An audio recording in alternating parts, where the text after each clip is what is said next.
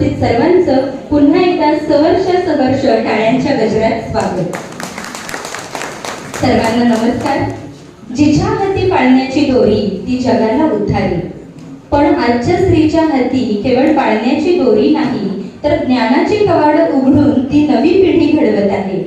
आज 7 मार्च 2026 महिला दिनाची ही पूर्वसंध्या. निसर्गरम्य मालवणच्या किनारपट्टीवर बॅरिस्टर नाथ पै यांच्या पावन स्मृतीनं सुगंधित झालेल्या या सेवांगणमध्ये आपण सर्वजण खाजगी प्राथमिक शिक्षक समितीच्या रणरागिणी जमा झालो आहोत. माझा आनंद माझी जबाबदारी ही सुंदर थीम घेऊन आज या जागतिक महिला दिन सोहळ्यात मी अमृता आपल्या सर्वांचं पुन्हा एकदा सहर्ष स्वागत करते. कार्यक्रमाच्या सुरुवातीला मी समितीच्या शहराध्यक्षा सौ चारुलता पाटील मॅडम यांना विनंती करते की त्यांनी उपस्थित सर्वांचं शाब्दिक स्वागत करावं.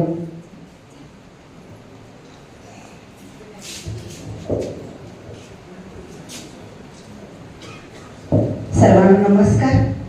महाराष्ट्र राज्य खाजगी प्राथमिक शिक्षक सेवक समिती जिल्हा कोल्हापूर व जिल्हा सिंधुदुर्ग शाखा यांच्या वतीने आज आपण जागतिक महिला दिनानिमित्त महिला मेळाव्याचं आयोजन केलेलं आहे आणि या कार्यक्रमाच्या उद्घाटनासाठी आज उपस्थित असणारे आदरणीय माननीय जयप्रकाश परबसो, उपमुख्य कार्यकारी अधिकारी व प्रभारी शिक्षणाधिकारी जिल्हा सिंधुदुर्ग यांचे स्वागत. त्याचबरोबर माननीय डॉक्टर मीना शेंकरसो, शिक्षणाधिकारी प्राथमिक जिल्हा परिषद कोल्हापूर. त्याचबरोबर प्रमुख उपस्थिती म्हणून लाभलेल्या सौ अनुष्का कदम डाएटच्या वतीनं त्या आपल्या कार्यक्रमाला शुभेच्छा देण्यासाठी आलेल्या आहेत. त्याचबरोबर आमच्या सर्वांच्या लाडक्या नंदिनी कोंडेकर मॅडम आणि आपल्या सर्वांचे प्रेरणास्थान ऊर्जास्थान असणारे आदरणीय श्री भरत रसाळे सर, राज्याध्यक्ष महाराष्ट्र राज्य खाजगी प्राथमिक शिक्षक सेवक समिती. त्याचबरोबर मंचावर उपस्थित असणाऱ्या आपल्या समितीच्या जिल्हाध्यक्षा गिरी मॅडम, सर्व पदाधिकारी आणि सर्व समितीचे कार्यकर्ते यांचं मी स्वागत करते. धन्यवाद. धन्यवाद मॅडम. यानंतर मांगल्याचा सोहळा सुरू करण्यासाठी मी व्यासपीठावर उपस्थित सर्व मान्यवरांना विनंती करते की त्यांनी रोपट्यास जलार्पण करून या सोहळ्याचा शुभारंभ करावा.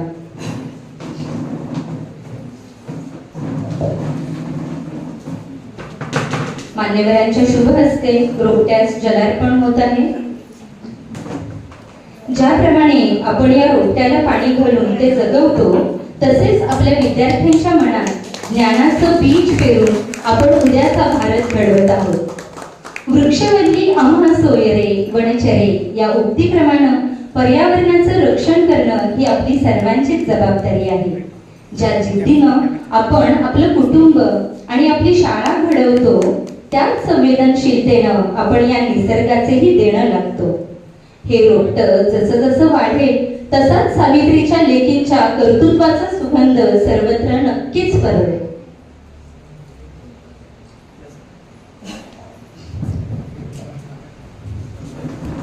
सर्व मान्यवरांना आभार. आता मी समितीच्या जिल्हाध्यक्षा सौ सविता गिरी मॅडम यांना विनंती करते की त्यांनी कार्यक्रमाचं प्रास्ताविक करावं.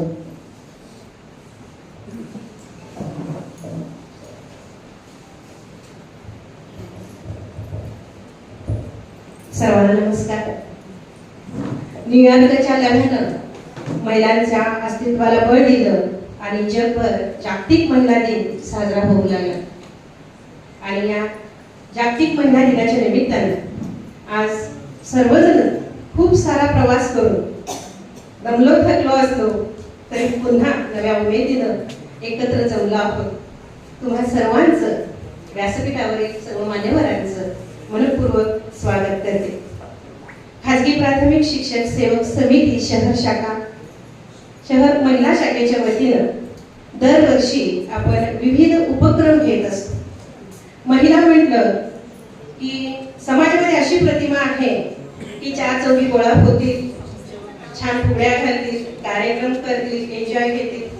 पण खाजगी प्राथमिक शिक्षण सेवक समितीचं जर नियोजन बघितलं तर ते पूर्ण राज्यातून त्याची पोचपावती दरवर्षी येत असते. आणि यावर्षी तर कार्यक्रम व्हायच्या अगोदरच ही पोचपावती यायला सुरू झालेली आहे. मी हे स्वतःचं किंवा माझ्या संघटनेचं कौतुक करते असं नाही, तर हे वास्तव आहे. सगळ्यांना ओढ लावणारा हा जागतिक महिला दिनाचा कार्यक्रम दरवर्षी आपण संपन्न करत असतो आणि त्यासाठी तुम्हा सर्वांचं सहकार्य लाभत असतं. आणि ही आजची तर कोकण ट्रिप म्हणा किंवा त्यात मेळावा आहे, हा मेळावा सोहळ्याच्या रूपामध्ये आज आता संपन्न होत आहे. या कार्यक्रमासाठी सिंधुदुर्गचे उपमुख्य कार्यकारी अधिकारी व शिक्षण अधिकारी माननीय जयप्रकाश परब साहेब हे उपस्थित आहेत. त्याचबरोबर आमच्या कोल्हापूर जिल्ह्याच्या महिला खूप छान, म्हणजे कोल्हापूरला एक नवं रूप मॅडमने दिलेलं आहे. स्वतः डॉक्टरेट त्यांनी कोल्हापूरमध्ये आल्यानंतर पूर्ण केली. मानसशास्त्रामधला त्यांचा गाढा अभ्यास आहे. तर खूप तज्ञ, दिसायला सुंदर, कामात अति सुंदर, खूप म्हणजे खूप, किती त्यांचं करावं तितकं वर्णन कमीच आहे. कधीही नाराज नाही. कुठलीही मीटिंग असू दे, काही असू दे, प्रत्येकाला त्या फ्रेश.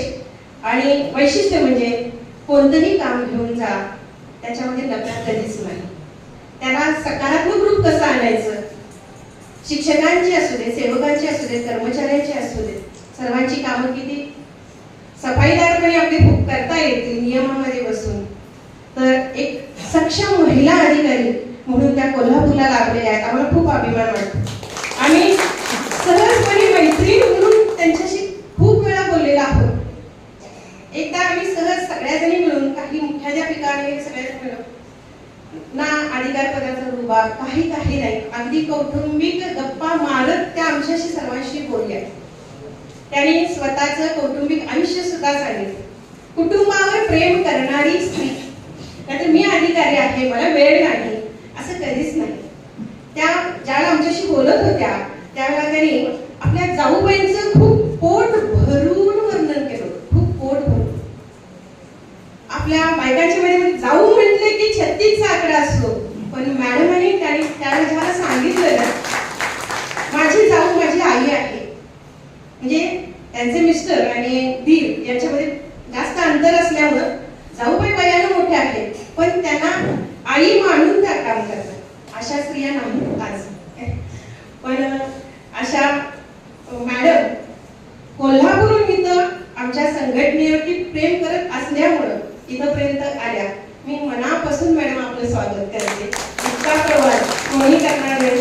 तसं बघायला गेलं तर म्हणणार अर्धा तासाचा कार्यक्रम आहे आणि त्यासाठी मी यायचं काय नाही. तर कुठल्याही कार्यासाठी तयार असणाऱ्या सक्षम अधिकारी आहेत त्या.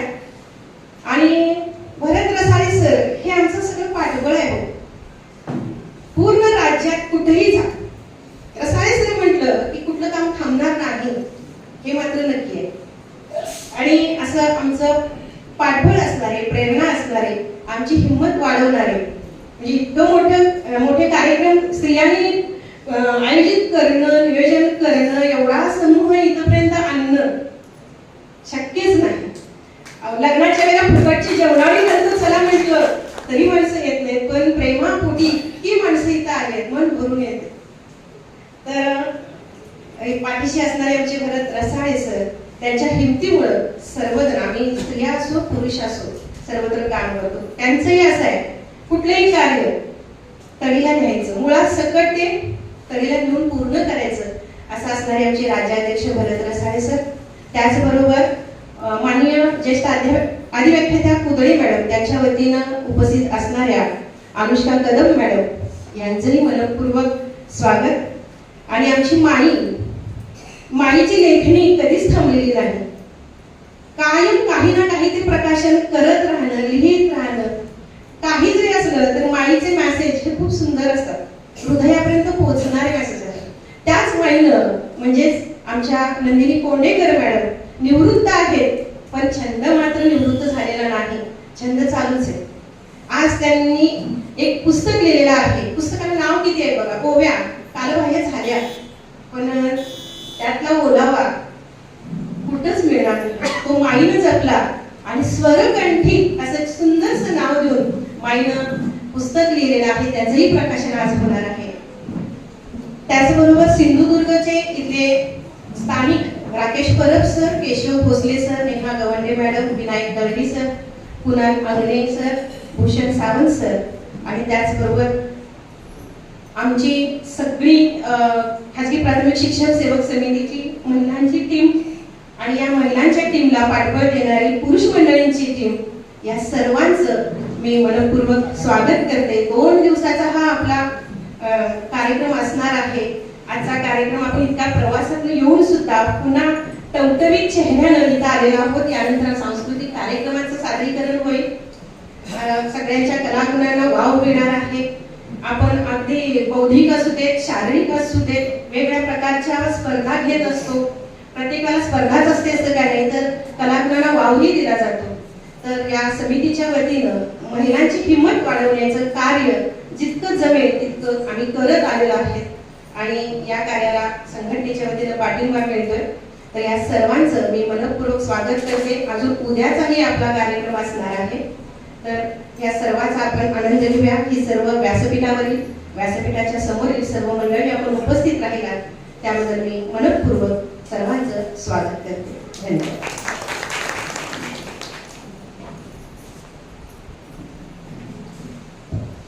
धन्यवाद मॅडम. आज आपल्याला लाभलेले मान्यवर शिक्षण क्षेत्रातील अत्यंत गुणी असे आहेत, कारण मॅडमने आता सगळ्यांबद्दलच खूप छान वर्णन सांगितलं. मी गिरी मॅडम बद्दल बोलते. गिरी मॅडम म्हणजे कर्तृत्व आणि आपुलकीचा संगम. कोणत्याही समस्येकडे सकारात्मकतेने पाहण्याचा दृष्टिकोन आम्हा सगळ्यांसाठीच प्रेरणादायी असा आहे. धन्यवाद मॅडम. आता अतिथी देवो भव. आजचे व्यासपीठ शिक्षण क्षेत्रातील ताऱ्यांनी उजळून निघालेले आहे. मी सर्व मान्यवरांचा सत्कार करण्यासाठी रसाळे सरांना विनंती करते. सर्वप्रथम सिंधुदुर्गचे शिक्षणाधिकारी, उपमुख्य कार्यकारी अधिकारी आदरणीय माननीय जयप्रकाश परब सर यांचा सत्कार श्री रसाळे सर यांनी करावा अशी मी त्यांना विनंती करते.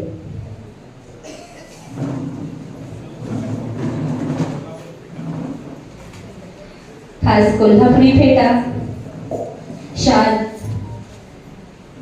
पुष्पगुच्छ आणि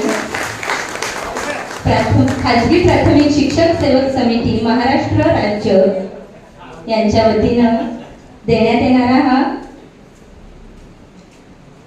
सत्कार इथं परब सरांचा होत आहे.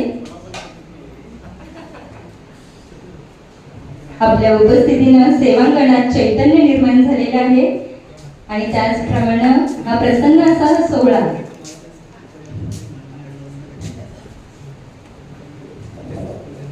सिंधुदुर्गचे शिक्षण अधिकारी आदरणीय जयप्रकाश परब सर यांचा सत्कार सोहळा इथं संपन्न होतोय. यानंतर कोल्हापूरच्या प्राथमिक शिक्षणाधिकारी माननीय डॉक्टर मीना शेंडकर मॅडम यांचा सत्कार जिल्हाध्यक्षा सौ गिरी मॅडम यांनी करावा अशी मी त्यांना विनंती करते. शेंडकर मॅडम, आपलं नेतृत्व आम्हा सर्व शिक्षकांसाठी एका दीपस्तंभासारखं आहे. कोल्हापुरी फेटा, शाल, पुष्पगुच्छ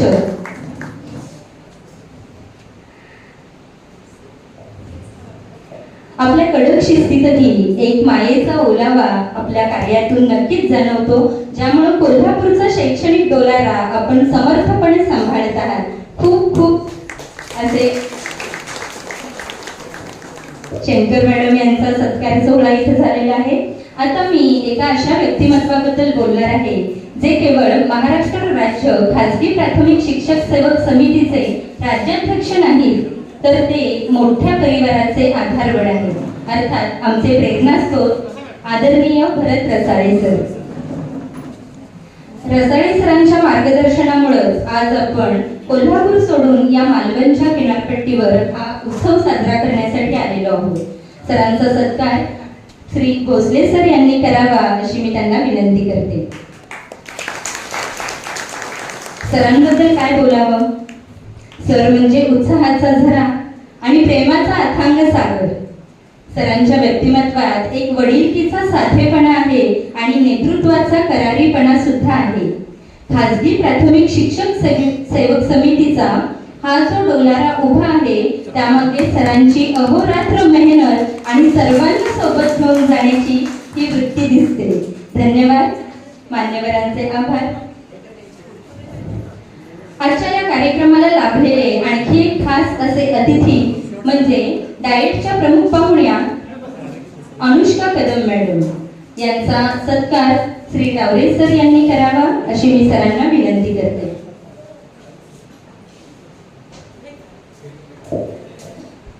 गिरी मॅडम यांनी त्यांचा सत्कार करावा अशी मी त्यांना विनंती करते.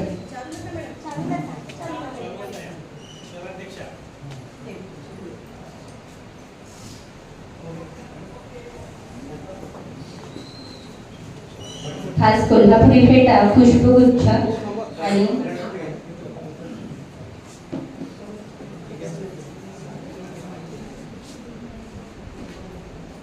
धन्यवाद मॅडम. आज आणखी एक विशेष असा सत्कार सोहळा इथे संपन्न होणार आहे.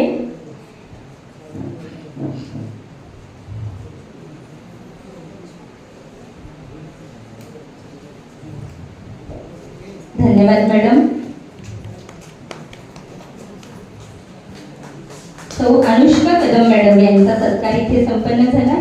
तसेच आज आपण एक आदर्श शिक्षक अर्थात श्री केशव सत्यवान भोगले सर यांचाही इथं विशेष सत्कार करणार आहोत. एक कर्तव्यनिष्ठ, कार्यतत्पर आणि विद्यार्थीप्रिय अशा शिक्षकांचा गौरव करणं हा भाग्याचा क्षण आहे. मी सरांना विनंती करते की त्यांनी इथं व्यासपीठावर यावं.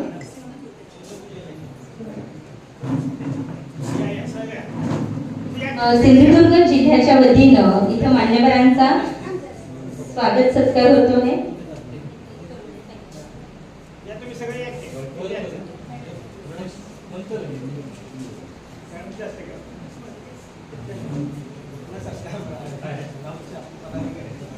मान्य सौ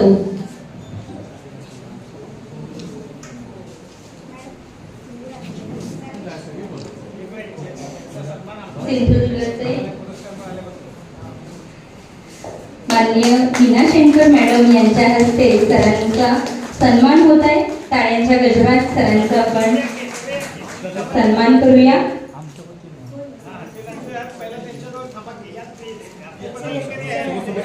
सिंधुदुर्ग प्राथमिक शिक्षक सेवक समितीचे सर्व पदाधिकारी यांनी इथं व्यासपीठावर यावं.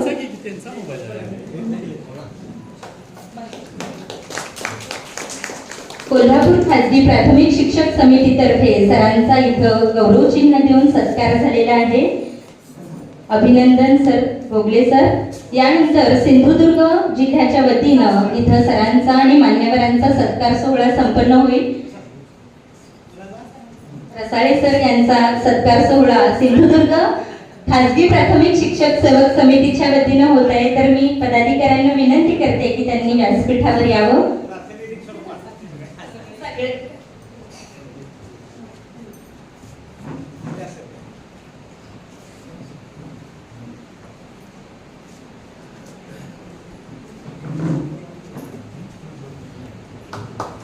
टाळ्यांच्या गजरात सिंधुदुर्ग खाजगी प्राथमिक शिक्षक सेवक समिती यांच्या वतीनं आपल्या आदरणीय रसाळे सर यांचा सत्कार होत आहे. खूपच अभिमानाचा क्षण आहे आमच्या सगळ्यांसाठी. एकदा जोरदार टाळ्या झाल्या पाहिजे. धन्यवाद सर. त्याचबरोबर इथं व्यासपीठावर उपस्थित आमच्या माई यांचा सुद्धा सत्कार गिरी मॅडम यांनी करावा अशी मी त्यांना विनंती करते.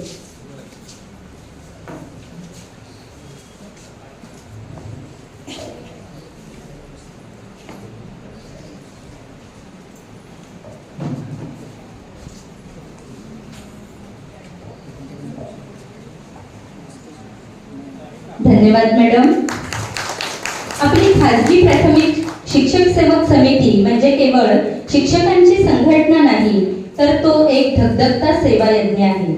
दरवर्षी महिला दिनानिमित्त समितीने नवनवीन प्रयोग आणि विविधता राबवलेली आहे. घराचा कणा असलेल्या स्त्रीच्या आरोग्याची काळजी घेणं म्हणून TY पाटील यांच्या सहकार्यानं मोफत कॅन्सर टेस्ट करून घेणं असो किंवा शारीरिक बौद्धिक स्पर्धांचं आयोजन करणं असो. ज्यावेळी शिक्षक केवळ 4 भिंतींच्या आतल्या ज्ञानाचा विचार करत होते, त्यावेळी आपल्या समितीनं शिक्षकांना इस्रो सारख्या जागतिक दर्जाच्या संशोधन संस्थेपर्यंत नेऊन पोहोचवले. ही दूरदृष्टी फक्त आपल्या समितीनं आणि आदरणीय रसाळे सर यांनी दाखवली. महाराष्ट्रात जेव्हा महापुराचं संकट आलं किंवा कोरोना सारख्या आपत्तीमध्ये जेव्हा जग थांबलं होतं, तेव्हा सुद्धा समिती घरात बसून राहिली नाही. गरजूंपर्यंत माणुसकीचा हात पोहोचवण्यासाठी समिती सदैव सज्ज राहिली. शिक्षकांमधील कलाकार जिवंत राहावा म्हणून सांस्कृतिक व्यासपीठ सुद्धा समितीनं नेहमीच उपलब्ध करून दिलं. हा जो डोलारा इथं उभा आहे तो पेलण्यासाठी रसाळे सरांचे कष्ट आणि कर्तव्यनिष्ठा जाणवते. पण या डोलाऱ्यामागं सरांसोबत अनेक निस्वार्थी असे हात अहोरात्र कष्ट घेत असतात. संघटना चालवणं तितकं सोपं नसतं, पण जेव्हा खांद्याला खांदा लावून लढणारे विश्वासू असे शिलेदार सोबत असतात, तेव्हा इस्रो पर्यंतची झेप घेणं अगदी सहज शक्य होतं.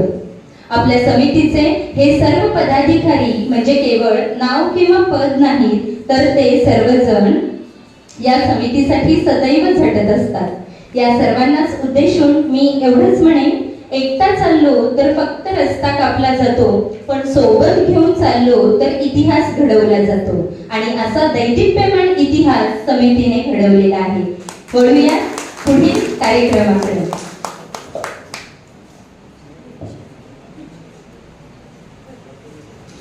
सांस्कृतिक कार्यक्रमाची सुरुवात तर झालेलीच आहे, पण गणेशाचा आशीर्वाद आता आपण घेणार आहोत.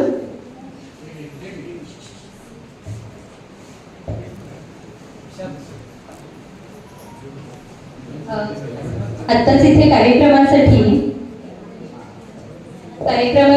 विद्या विक्रमसिंग मोरे मॅडम उपस्थित झालेले आहेत. यांचं आपण इथं स्वागत करूया.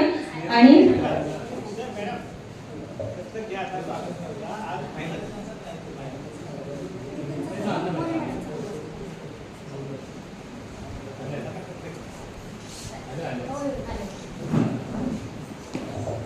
महिला मंडळाच्या अध्यक्षा विद्या विक्रमसिंग मोरे मॅडम आताच कार्यक्रमासाठी इथे आलेले आहेत. माननीय रसाळे सर यांना मी विनंती करते की त्यांनी यांचे स्वागत सत्कार करावा. धन्यवाद मॅडम. आजच्या या कार्यक्रमासाठी मॅडमने आम्हाला खूप मोलाचं सहकार्य केलेलं आहे. धन्यवाद मॅडम. निसर्गाच्या सानिध्यात जेव्हा कर्तृत्वाचा जागर होतो, तेव्हा विघ्नहर्त्याचा आशीर्वाद पाठीशी असणं हेच खरं भाग्य आहे. आपल्या लाडक्या गणरायाला वंदन करण्यासाठी आपल्यातील गुणी भगिनी नृत्याद्वारे गणेश वंदना सादर करत आहेत. स्वागत करूया आपल्या सर्व शिक्षक भगिनींचं. विघ्नहर्ता तूच सुख करता, तुझ्या आशीर्वादानं होऊ दे महिला दिनाचा हा जागर साजरा. जोरदार टाळ्यांच्या कडकडाटात स्वागत करूया गणेश वंदना.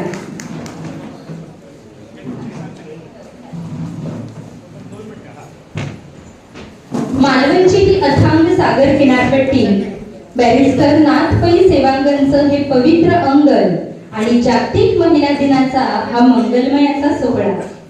आपल्या या सोहळ्याला साक्षात ईश्वराचं अधिष्ठान लाभावं आणि तो निर्विघ्नपणे कार्य पार पडावं यासाठी आपण सगळेजण बुद्धीची देवता श्री गणेशाचं आता स्मरण करणार आहोत. बोला गणपती बाप्पा मोरया. गणपती बाप्पा मोरया. सादर होत आहे गणेश वंदना. Sound please.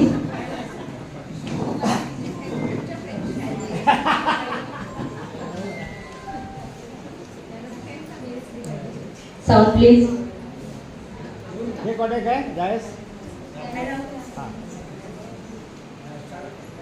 वक्रतुंड महाकाय सूर्यकोटी समप्रभ निर्विघ्नं कुरु मे देव सर्व कार्येषु सर्वदा.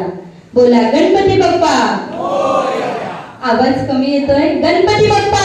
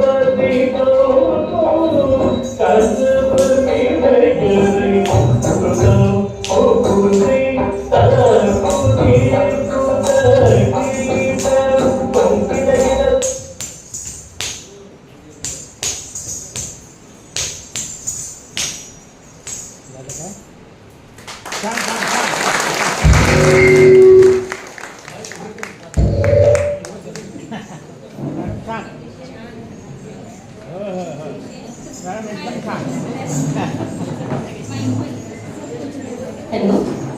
अतिशय सुंदर असं सादरीकरण. खरं तर संसारिक जबाबदाऱ्या आणि शाळेचं व्यस्त जीवन यामध्ये आपले कलागुण जपणं आणि ते इतक्या समूहासमोर खूप सुंदर रीतीनं सादर करणं हे खूप महत्त्वाचं असतं. आणि इथं आपल्या समोर जगताप मॅडम यांनी अतिशय सुंदर अशी गणेश वंदना आपल्या शास्त्रीय नृत्याद्वारे केलेली आहे. तर मी मॅडमचे खूप मनापासून आभार मानते की त्यांनी इतकं सुंदर सादरीकरण केलं.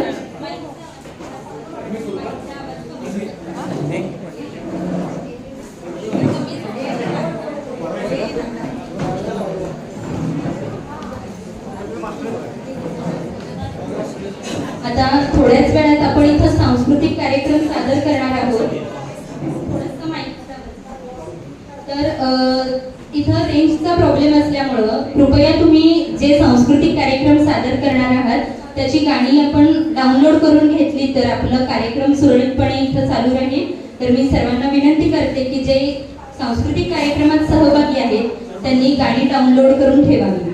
चला वळूयात पुढील कार्यक्रमाकडं. आजचा दिवस हा दुग्ध शर्करा योग म्हणावा लागेल. सौ नंदिनी कोंडेकर मॅडम अर्थात आमच्या माई यांनी शब्दबद्ध केलेला ओवींचा संग्रह अर्थात स्वरकंठी याचं प्रकाशन आज आपण इथं मान्यवरांच्या शुभ हस्ते करणार आहोत. मी सर्व मान्यवरांना अशी विनंती करते की त्यांनी या पुस्तकाचं प्रकाशन करावं.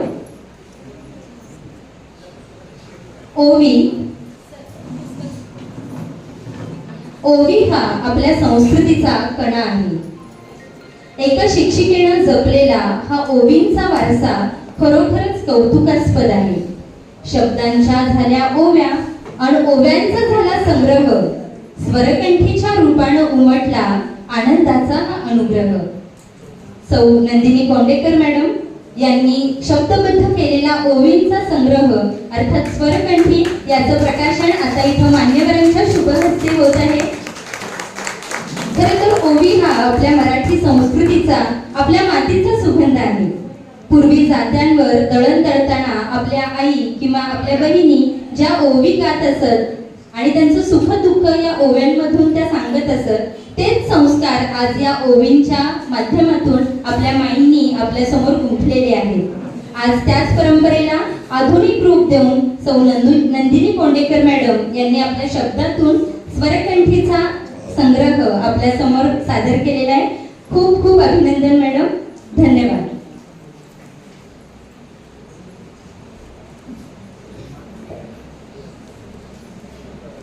आता आपण ऐकणार आहोत विचारांचं ध्वन. मी सर्वात प्रथम आदरणीय माननीय जयप्रकाश परब सर यांना विनंती करते की त्यांनी आपलं मनोगत व्यक्त करावं.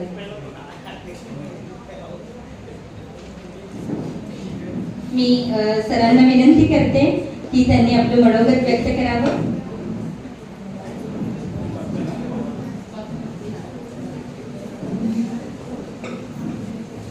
सर्वांना नमस्कार. म्हणा की नमस्कार. महाराष्ट्र राज्य खाजगी प्राथमिक शिक्षण सेवक समिती जिल्हा सिंधुदुर्ग आणि जिल्हा कोल्हापूर या महिला शाखेच्या वतीनं संपन्न होत असलेला हा जागतिक महिला दिनाचा कार्यक्रमाच्या पूर्वसंध्येचा हा उद्घाटन सोहळा ज्यांच्या शुभ हस्ते या महिला मेळाव्याचं उद्घाटन झालं ते सिंधुदुर्ग जिल्ह्याचे उपमुख्य कार्यकारी अधिकारी आणि या जिल्ह्याचे शिक्षण अधिकारी आदरणीय जयप्रकाश परब साहेब आणि या कार्यक्रमासाठी सन्माननीय पाहुण्या म्हणून लाभलेल्या ज्यांनी यांचं माहेर पुणे आहे, आपल्या कार्यक्रमाला यायचं शर्वानैवान आहे. त्याच्यापेक्षा महिलांच्यावर प्रेम करणाऱ्या, शिक्षणावर प्रेम करणाऱ्या अशा आमच्या लाडक्या शिक्षण अधिकारी डॉक्टर मीना शेळके मॅडम, आमच्या ज्येष्ठ अधिव्याख्याता सरिता कोदळे मॅडम येणार होत्या, पण व्यक्तिगत कारणास्तव त्यांनी आपले प्रतिनिधी पाठवलेले आहेत.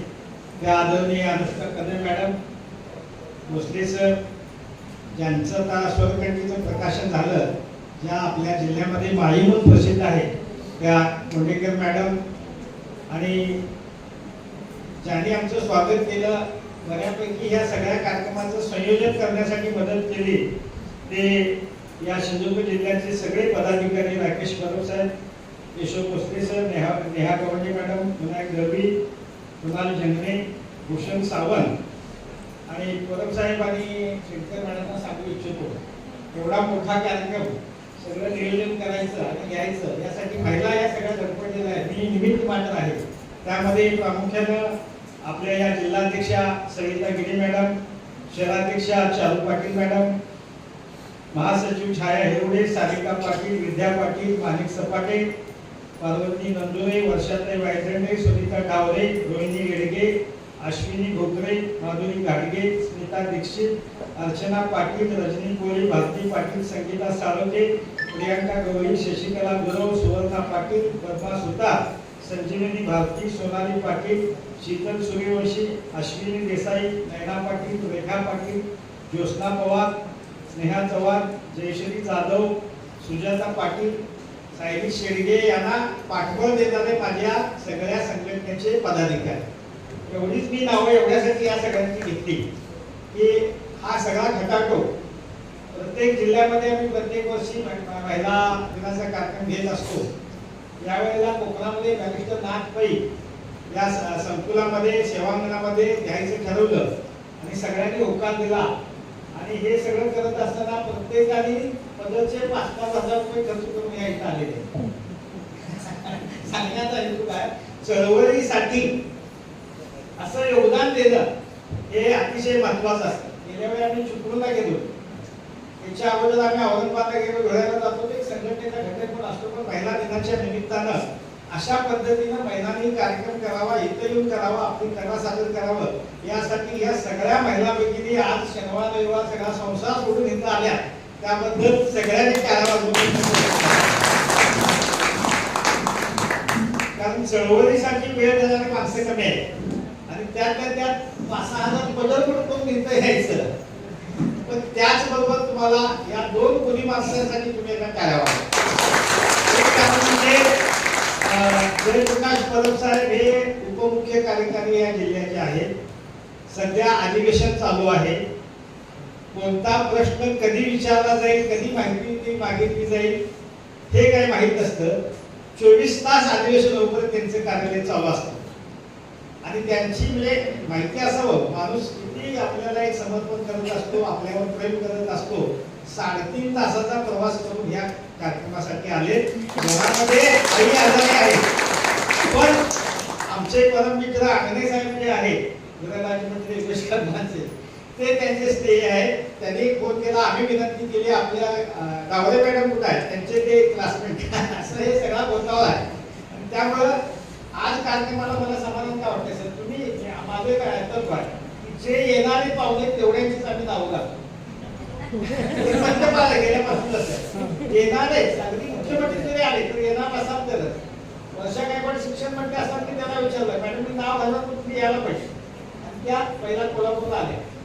शंकर मॅडमला सुद्धा त्यांचं कौतुक करायला मला फोन करून सांगितलं, पहिलं नाही म्हटलं त्या सर मी तुमच्या कार्यक्रमाला येणार आहे.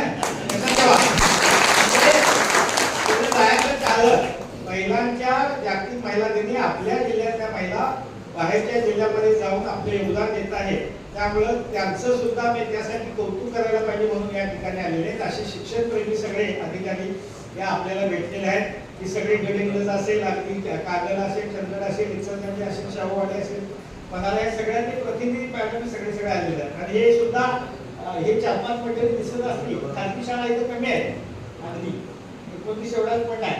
तरी सुद्धा हे लांब आलेत आपले. राकेश कुठं आले, किती लोक बांधण्यास आले ते सांगण्यात नाही. तू काहीतरी आपण काहीतरी महिला आमच्या करता त्यांना पाठवून द्यायला पाहिजे म्हणून या ठिकाणी आलेले आहेत. आपल्या संघटनेचं वैशिष्ट्य शंकर मॅडमला पण माहिती असेल, परत साहेबांना की मनात आले तर आपण करू शकतो की शरद पवार मुख्यमंत्री असताना फक्त प्राथमिक शिक्षण संघाच्या कार्यक्रमाला अधिवेशनाला आले होते. त्याच्यानंतर फक्त खासगी प्राथमिकच्या अधिवेशनाला महाराष्ट्र राज्याचे मुख्यमंत्री पृथ्वीराज चव्हाण, शिक्षण मंत्री राजेंद्र तरडा आणि इतर 8 मंत्री आलेले होते. एक 20 आमदार आले होते. सांगण्याचा मुद्दा एवढाच आहे की आम्ही प्रामाणिकपणे चळवळीमध्ये काम करत असतो. त्यामुळे शासनाकडे त्याची नोंद असते आणि त्यामुळं तेवढे अधिकारी सुद्धा, मंत्री मुख्यमंत्री सुद्धा ताकदीने येत असतात. पण या पाठीमागं मला ते नाव घेतल्याच्या पुढे जाता येत नाही.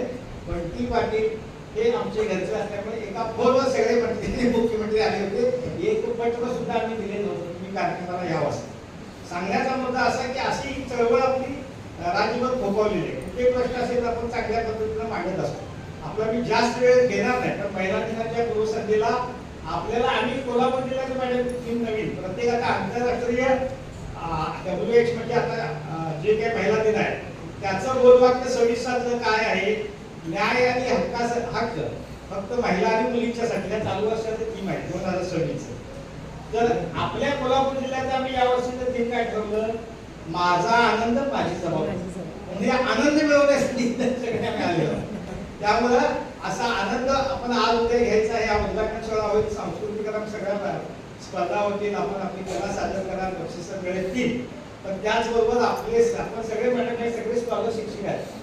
स्कॉलरशिप मध्ये अतिशय चांगल्या पद्धतीने काम करतात. इंग्रजीचं अध्यापन काम करतात, लेखिका आहेत, कवयित्री आहेत, लेखिका आहेत, सगळे आता बघितलं आपण. या कलागुणांना वाव देण्यासाठी हा कार्यक्रम या ठिकाणी आपण घेतला. आपण परब साहेब, शंकर मॅडम, पदरे मॅडमच्या वतीने या सगळेजण आपण आलात त्याबद्दल एक चळवळीचा प्रमुख म्हणून मी या ठिकाणी तुमचं पुनश्च एकदा स्वागत करतो.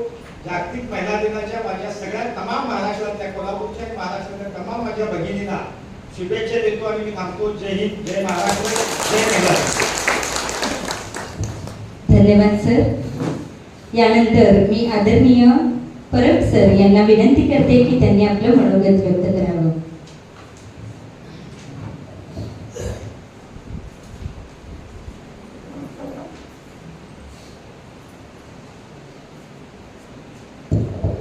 सर्वांना नमस्कार. माझा आवाज जरा थोडा लहान आहे. तुम्ही असं मालवणमध्ये आलाय कोल्हापूरवरून म्हणजे खूप मोठा प्रवास करून आलाय.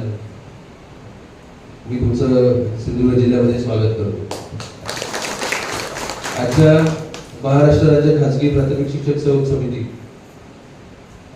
यांच्या आयोजनातून आजचा हा जागतिक महिला दिन समारंभ कार्यक्रम आज जागतिक महिला दिनाच्या पूर्वसंध्येला इथे होतो.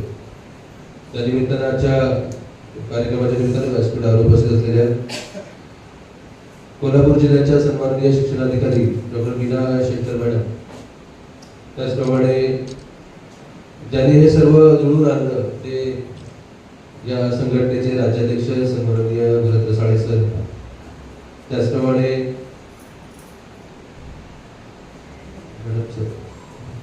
त्यांचं पुस्तक आपण आज प्रकाशित केलं मुलांचा संघ कोंडेकर मॅडम, त्याचप्रमाणे आमच्या कदम मॅडम, आपण सर्व उपस्थित कोल्हापूर जिल्ह्यातील या संघटनेचे सर्व कार्यकर्ते, सिंधुदुर्ग जिल्ह्यातील सर्व कार्यकर्ते, सर्वप्रथम माझ्या सर्व महिला भगिनींना आणि मॅडमचे सर्वांना जागतिक महिला दिनाच्या खूप खूप शुभेच्छा. आणि जसं तुम्हाला मी शुभेच्छा दिल्या तसं एक आज जबाबदारी हे मी तुम्हाला देतो की जागतिक महिला दिन म्हणजे त्यांचं कर्तृत्व हे काय आहे पहिलं तुमच्या घरातल्या पुरुष मंडळींना तुम्ही समजावून सांगावं. ही जबाबदारी तुमच्या होतं म्हणजे तुमच्या मुलांना समजावून सांगावं, म्हणजे मुलीला नाही मुलांना, मुलग्यांना सांगावं समजा. आज त्यांनी ही गोष्ट चांगल्या पद्धतीने समजण्याची गरज आहे. मित्रांनो, आजच्या या जागतिक महिला दिनाची पार्श्वभूमी असलेल्या या पूर्वसंध्येला आपण इथे एकत्र जमलेलो आहोत. म्हणजे आपण सर्व महिला भगिनी या कोल्हापूरवरून एवढा मोठा प्रवास करून इथे आलेले. अर्थातच म्हणजे मला तुमच्या समोर व्यक्त होण्याची संधी रसाळे सरांमुळे आली. अर्थात त्यांनी पार्श्वभूमी त्याची सांगितली, त्यांना त्याच्यामध्ये मी जात नाही, पण मला काही माझे विचार शेअर करायचे. मी वक्ता नाही, पण मला तुमच्याशी संवाद साधायला आवडेल. आज आपण सर्व महिला भगिनींच्या कलागुणांना या व्यासपीठावर सांस्कृतिक कार्यक्रमाच्या निमित्तानं आपण व्यासपीठ देणार आहोत. आपण स्त्रीला समाजाचा आधार आहोत आणि खरंच आहे, कुटुंबाचा आधार आहे, समाजाचा आधार आहे, पण नुसता तो आधार नाही. तर या आधाराचा आधार घेऊन हे अनेक फांद्या, त्याच्या अनेक शाखा या आकार घेत असतात. म्हणजे स्त्रीचं कर्तृत्व शब्दात व्यक्त करणं म्हणजे तिला शब्दाच्या मर्यादेत घालणं हे तेवढं संयुक्तिक मला वाटतं. फक्त मी तुम्हाला या निमित्ताने एक प्रश्न विचारतो. आताही आला होता की बऱ्याच वेळा असं म्हणतात की आता शेणकर मॅडमचे उदाहरण मॅडमने सांगितलं की त्यांनी आपल्या जावेचं भरभरून कौतुक केलं. असं त्याच्यामध्ये असं समजायचं का की एक स्त्री दुसऱ्या स्त्रीचं कौतुक असं क्वचितच करते असं समजायचं का? किंवा तुमच्यापैकी किती जणांनी आपल्या जावेचं भरभरून किंवा मनापासून कौतुक केलंय किंवा करतात? केलं नसेल तर हा आदर्श घेऊन आजपासून मनाशी ठरवा, कारण त्याची खरी गरज आहे. आता मॅडमचं कौतुक अशासाठी करतो. बऱ्याच वेळा मी महिला बालकल्याण विभागामध्ये सर कामाला म्हणजे जेव्हा काम करत होतो तेव्हा स्त्री भ्रूण हत्या या विषयावर बोलण्याचा योग. तर त्याची जर तुम्ही कारण व्यवस्था पाहिली ना तर त्याला जास्त प्रमाणामध्ये स्त्री जबाबदार असते. आणि हे सायंटिफिक रिझन जर तुम्ही बघितलं, सायंटिफिक म्हणण्यापेक्षा तुम्ही कौटुंबिक कारण जर तुम्ही बघितलं तर ही घटना आणि ही वस्तुस्थिती आहे ही सगळ्यात वेदना देणारी आहे, दुःख देणारी. मग असं समजायचं का की स्त्रीची द्वेष्टी आहे? आणि अशा गोष्टीकडे जर समाज जात असेल तर अशा समाजाला वेळीच व्यसन घालण्याची जबाबदारी, त्याला आवर घालण्याची जबाबदारी निश्चितपणे तुमच्यासारख्या चळवळीतल्या महिला भगिनींवर आहे. हे आपण विसरून चालता कामा नये. कधीतरी आपण कुटुंबाचा ज्यावेळी कौटुंबिक पातळीवर विचार करतो, एखाद्या स्त्रीला पहिली मुलगी झाली तर पहिली एक मुलगी झालेली असताना मला आता कुटुंब नियोजन करायचं आहे असं धाडस सहसा म्हणजे असं धाडस जिच्यामध्ये आहे ती खरोखरच फार मोठी स्थिती की कुटुंबाला आपण दिवा द्यायचा आहे, काय म्हणतो वंशाचा दिवा, आणि वंशाच्या दिव्यासाठी म्हणजे आपण अनेक मुलींना जन्म देतो, अर्थात मुलींच्या जन्माचं स्वागतच आहे, पण मात्र वंशाच्या दिव्याची वाढ बघत मुलींना जन्म देणं हे म्हणजे असं होतं की जी गोष्ट आपण नको असते ती समोर आपल्या आल्यानंतर मग स्त्रीचं जीवन आणखी कसं संकटात जातं, त्याचं ते एक उत्तम उदाहरण. म्हणजे नको असलेली गोष्ट ज्यावेळी तुमच्या पदरात पडते त्यावेळी तिचा म्हणजे पालनपोषण करण्याचा किंवा तिला सन्मान करण्याचा प्रश्न येतो. आणि म्हणून वंशाच्या दिव्याचा आग्रह हा जेव्हा बंद होईल, आता मी सांगतो की मला 2 मुलगी आहेत, मग तुम्ही असं म्हणा की तुम्ही मुलगी तुम्हाला 2 आहेत, तुम्ही असं म्हणा. तर मी कधी कधी माझ्या आणि माझ्या पत्नीचा संवाद होतो, त्यावेळी तीच मला वाटते की तुम्हाला मुलगी पाहिजे होती पण मी मुलगी देऊ शकले नाही. म्हटलं ती तुझी जबाबदारी, ती माझ्या गुणसूत्रात नाही, त्यामुळे तू स्वतःला दोष देऊ नकोस. पण मग ती असे म्हणते की मग मलाच मुलगी समजावी, तसं मला वाटतं. म्हणजे हा संवाद आहे आमचा, कौटुंबिक अनौपचारिक संवाद आहे. तर या गोष्टी म्हणजे मी उदाहरण तुमच्यासमोर अशासाठी ठेवलं की मुलगा आम्हाला मुलगी पाहिजे, कारण बापाची जास्त म्हणजे मुलीकडे हे असते. आणि आता मला जाणवते की जर मला मुलगी असती तर माझ्या बायकोला तिने खूप चांगल्या पद्धतीने मदत केली असेल, जे मुलं करत नाही. अर्थात हे अनुभवाने आपल्याला शिकायला मिळतं. पण एक गोष्ट मी सुरुवातीला जी सांगितली की स्त्रीने स्त्रीचा पहिल्यांदा सन्मान केला पाहिजे, आदर केला पाहिजे. आणि हा पायंडा किंवा हे संस्कार ज्यावेळी तुम्ही पुरुष मनावर मिळवण्याची सुरुवात कराल, निश्चितपणे स्त्रीला समाजामध्ये मानाचे स्थान मिळवण्यापासून कोणीही म्हणजे आज आपण जागतिक महिला दिन साजरा करतो. तो महिला दिन काय एकच दिवस साजरा करायचा का, त्या दिवसापुरतं स्त्रीचं महत्व आहे. म्हणजे एक दिवस महिला दिन केला म्हणजे महिलांना मोठेपणा दिला म्हणजे ती महिला मोठी झाली का. मी मुद्दामून उदाहरण देतो एका गोष्टीचं. मासिक पाळी व्यवस्थापन हा प्रकार जो आहे तो स्त्रीच्या जीवनातला अत्यंत महत्वाचा टप्पा. यापूर्वी जेव्हा खुलेपणाने समाजामध्ये संवाद होत नव्हते त्यावेळी कोणी याच्यावर जाहीरपणे बोलत नव्हतं, पण आता आपण बोलतो. कारण स्त्रीच्या जीवनातला, स्त्रीच्याच कशाला, त्या कुटुंबाच्या, त्या दाम्पत्याच्या जीवनातला तो अत्यंत महत्वाचा घटक असतो. आणि पण मासिक पाळीच्या काळामध्ये स्त्रीला आपण बाजूला एका कोपऱ्यामध्ये बसवतो, तिथे तिला स्थान देतो. त्याच्या पाठीमागे काहीतरी कारण आहे. त्याला ते वैज्ञानिक कारण लक्षात न ठेवता आपण त्याचा विपर्यास केला आणि त्याला एका वेगळ्या म्हणजे समाजामध्ये, आता विपर्यास असं म्हणूया नको की समाजात ज्यावेळी या गोष्टी रूढ होत्या किंवा बाबा तिला जर म्हणजे आपण काय म्हणतो आपण त्या काळामध्ये दुर्लक्षित केलं किंवा तिला म्हणजे स्पर्श न केला तर तिच्यावर काही जबाबदारी देण्याचा प्रश्न येणार नाही. पण आज उलटी परिस्थिती आहे. त्या काळामध्ये स्त्रीला जास्त काम करावं लागतं. चला तू नेहमीचं काम करत नाहीस ना, मग तू बाहेरची काम कर. बघा मुस्लिम तुम्ही समजून घ्या, खरं आहे की नाही खोटं आहे ते बघा. मला विचार म्हणजे माझं निरीक्षण आहे. आता ते 100% बरोबर असं आहे असं मी म्हणणार नाही, पण मी तुमच्या समोर आज मांडतो. तर त्या काळामध्ये स्त्रीचं शरीर अत्यंत सेन्सिटिव्ह झालेलं असतं, तिला म्हणजे वीक झालेलं असतं, तिला आरामाची गरज असते, तिला चांगल्या आहाराची गरज असते. मात्र तेच तिला त्या काळामध्ये आपण देतो. आमच्या इकडे आंबे पिकत असतात, आंबे होतात, काजू होतात, त्याचा बहर असतो मार्च एप्रिल.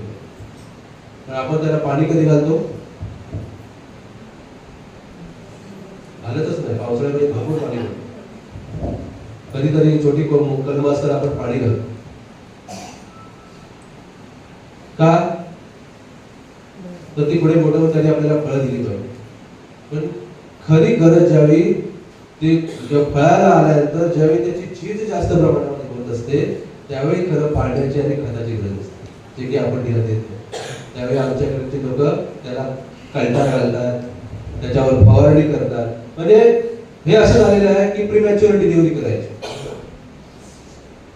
म्हणजे जो आंब्याचा सीझन, आता एक उदाहरण म्हणजे थोडं विषयात नाहीये पण त्या विषयाला धरूनच बोलतो की मार्च नंतर किंवा एप्रिल मध्ये यायला पाहिजे तेच आंबे आज आम्हाला नोव्हेंबर डिसेंबर मध्ये खायला मिळतात. म्हणजे हे ते कौशल्यही असेल किंवा तो त्याचा केलेला म्हणजे विपर्यासही असेल, किंवा विज्ञानाने आपल्याला ज्या गोष्टी शिकवल्या आहेत त्याचा अतिरेकही व्हायला हरकत नाही. परंतु याच्या अशा गोष्टींपासून आपण सावधही असलं पाहिजे. सांगायचं तात्पर्य एवढंच आहे की कुठलीही गोष्ट जी आपण स्वीकारणार आहोत, मनाने स्वीकारणार, आजच्या दिनी आपण एक निश्चितपणे संकल्प करूया की त्याच्या पाठीमागची वैज्ञानिक, सामाजिक आणि योग्य पार्श्वभूमी काय आहे, अपेक्षित काय आहे, हे मनाशी गृहीत धरून त्याचं तारतम्य बाळगूनच आपण तिची अंमलबजावणी करू किंवा ती समाजामध्ये अंमलात आणू. हा संकल्प आज आपण निश्चितपणे या दिवशी करायला हरकत नाही.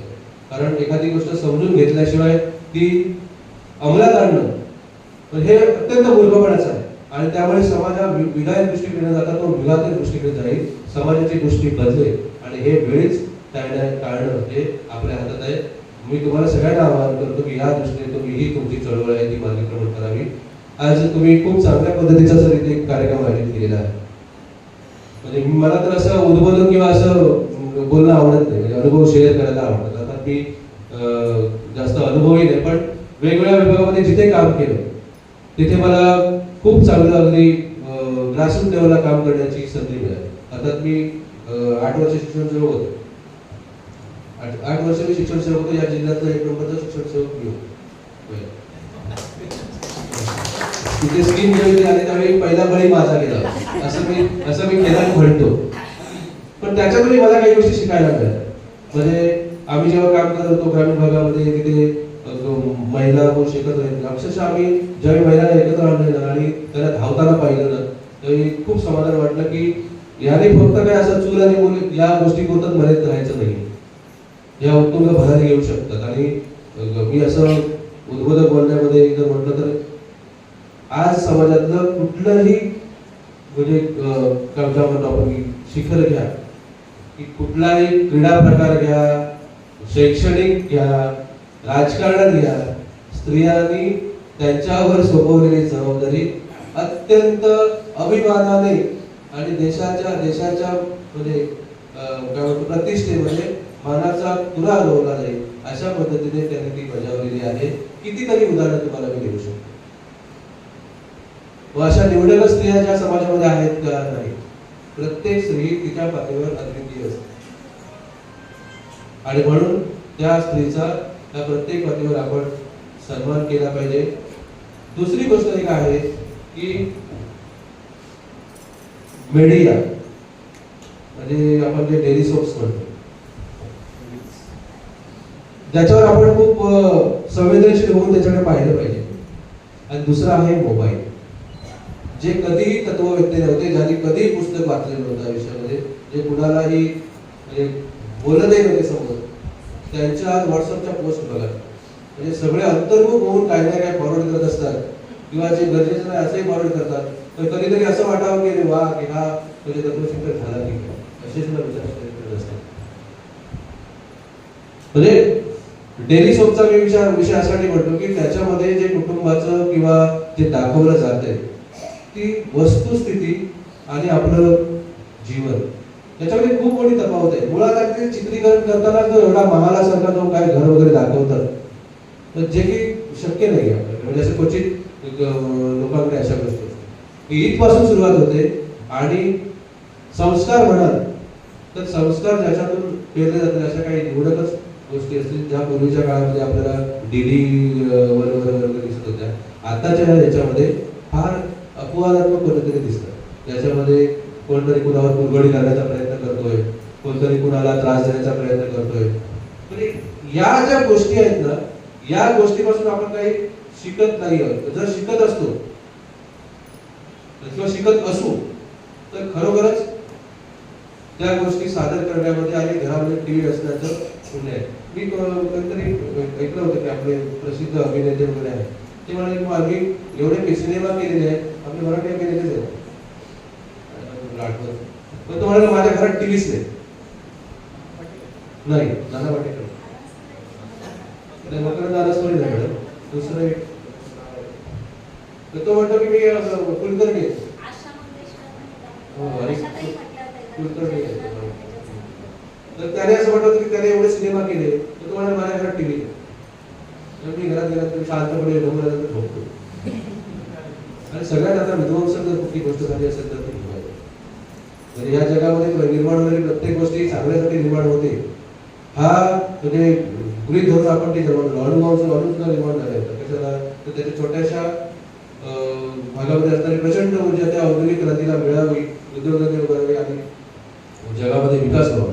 पण त्या छोट्याशा अणूचा ऊर्जेसाठी वापर झाला, पण काही विकृत माने त्याचा अनुभव नाही तयार केला. आज बघा युद्धाची परिस्थिती म्हणताना जगावर संकट आहे. म्हणजे एखादी गोष्ट जर आपल्या हातात दिली तर तिचा विधायक किंवा विघातक वापर करण्याची बुद्धी जशी आपल्याला असेल तर त्या पद्धतीने आपण समाजाला पुढे घेऊन जात असतो.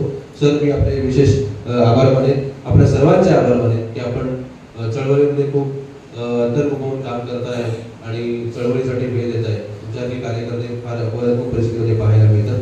एका चांगल्या कार्यक्रमाला तिथे तुम्ही मला बोलवलं. थोडीशी अडचण माझी घरची आहेच, मी म्हणून सरांना म्हटलं की मी करतातच नाही. आता सरांच्या कार्यक्रमाला यायचं होतं म्हणून मी पंचायत समितीला माझ्या ग्रामसेवकांची आढावा सभा ठेवली मॅडम दुपारी, आणि त्या निमित्ताने मला मालवणला येण्याची संधी मिळाली, तुमच्या सगळ्यांशी संवाद साधण्याची संधी मिळाली.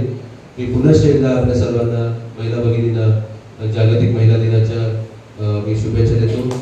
आणि असे दररोज महिला दिन तुमच्यासाठी साजरे व्हावेत, की दररोज तुमच्याकडे शुभेच्छा याव्यात, अशी तर तुमचं आयुष्य म्हणजे सहज आणि आनंदी राहावं, असा सर म्हटल्याप्रमाणे आनंदासाठी आपण काम करूया. बऱ्याच वेळा काय होतं माहिती की आपण काहीतरी मिळवण्याच्या नादामध्ये आपण जी गोष्ट अत्यंत दुर्मिळ आणि महत्वाची आहे, आनंद, हीच गोष्ट विसरून जातो. आता आम्ही म्हणतो आता एवढी पद आहे, काय करायचं आहे, त्याच्यातून आनंदच मिळत नाही. मी म्हणतो संध्याकाळपर्यंत मी खंडे कशी होतो सह्याच करतोय, मग पाठी दुखायला तर कुठला आला आनंद चला घरी जातो. तर ते ज्या गोष्टीतून आपल्याला आनंद मिळवायचा आहे ती आपण आनंदासाठी गोष्ट करूया आणि तुमच्या जीवनामध्ये भरपूर आनंद येतो अशी परमेश्वराकडे मी प्रार्थना करतो आणि तुम्हाला पुन्हा एकदा सगळ्यांना शुभेच्छा देतो. थांबतो. धन्यवाद.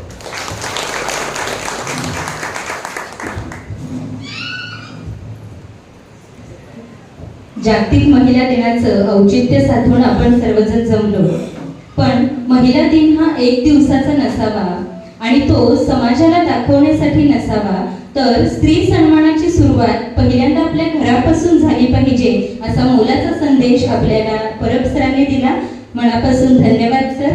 आता यानंतर मी आपल्या सर्वांच्या मार्गदर्शिका अर्थात माननीय डॉक्टर मीना शेंडकर मॅडम यांना विनंती करते की त्यांनी आपलं मनोगत व्यक्त करावं.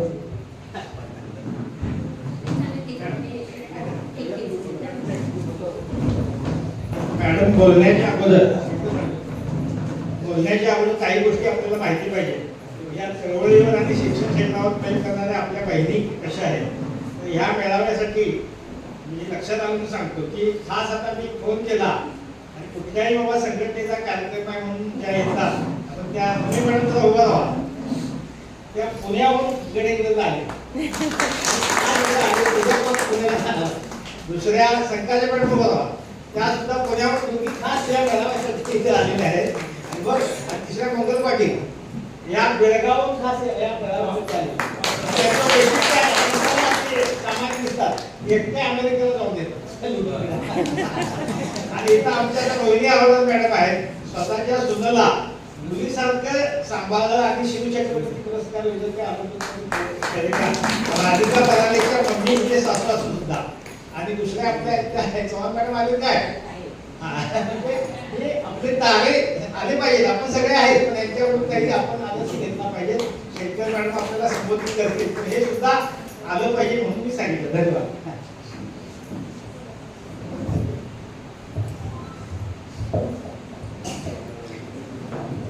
महाराष्ट्र राज्य खाजगी प्राथमिक शिक्षण सेवक समितीच्या वतीनं जिल्हा कोल्हापूर व जिल्हा सिंधुदुर्ग शाखेच्या वतीनं आयोजित केलेल्या जागतिक महिला दिनाच्या कार्यक्रमासाठी आवर्जून उपस्थित असलेले सन्माननीय जयप्रकाश परब साहेब, खरं तर उपमुख्य सर मला आता बोलता बोलता सांगत होते त्यांचं पोस्टिंग उपमुख्य कार्यकारी आय थिंक व्हीपी आहे ना सर, व्हीपीचं पोस्टिंग आहे ना आता, ऍडिशनल GID ऍडिशनल शिक्षणाधिकारी प्राथमिक. सर, मी असं माझ्याने म्हणत असते शिक्षण विभागामध्ये, म्हणजे मी एक हे तयार केलेले आहे, मरी मरी तो प्रायमरी, डरी डरी तो सेकंडरी. कारण जो खूप खूप घाबरतो, खूप कम केसेस असतात, खूप प्रेशर असतं, तो डरी डरी सारखंच प्रेशर, सारखंच कंटेंट, सारखंच चालला आहे कोर्टात रागात चालला कमिशनर ऑफिसला तो डारी आणि काम करून मरीमध्ये पण केपी विथ सामान्य प्रशासन विथ शिक्षण, हॅट्स ऑफ सर.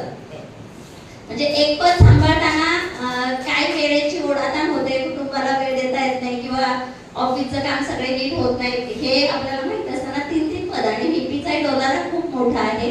सामान्य प्रशासन की जिथं अख्खी जीडीपी ज्यांच्या खूप सीओकडे जाते आणि शिवाय शिक्षणचा जेवढा स्टाफ म्हणजे कोल्हापूरमध्ये सर असं आहे की कोल्हापूरमध्ये साधारणपणे एक 12,000 कर्मचारी आहेत जिल्हा परिषदेचे, त्यातले 10,000 कर्मचारी शिक्षणचे आहेत आणि 2,000 कर्मचारी बाकीच्या 16 डिपार्टमेंटचे आहेत.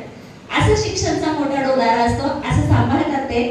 सर चांगली गोष्ट आहे आणि तुम्ही शिक्षक आहात त्यामुळे एक टच असतो, डिपार्टमेंटचा एक टच असतो. रसाळे सरांच्या बाबतीत तर सर असं आहे म्हणजे सरांनी मगाशी बोलता ते म्हटलंय की बंटी पाटील साहेबांचे त्यांचे एकदम घरचे संबंध असल्यामुळे 20 आमदारांना किंवा काही मंत्र्यांना तुम्ही आणू शकला. खरंच अतिशय क्लोज रिलेशन आहेत, मी जवळून बघितलंय बंटी पाटील साहेबांचे रसाळे सरांचे. पण खरं तर असं असतं, तुम्हाला माहिती आहे किंवा आम्हाला सगळ्यांना माहिती आहे, एखाद्या कुठल्याही पॉलिटिकल लीडरची साधी ओळख असेल, साधी, तर तो कार्यकर्ता एकदम तोऱ्यातच येतो आमच्या पुढे आणि केबिन मध्ये बोलतो, मॅडम दादांनी पाठवलंय,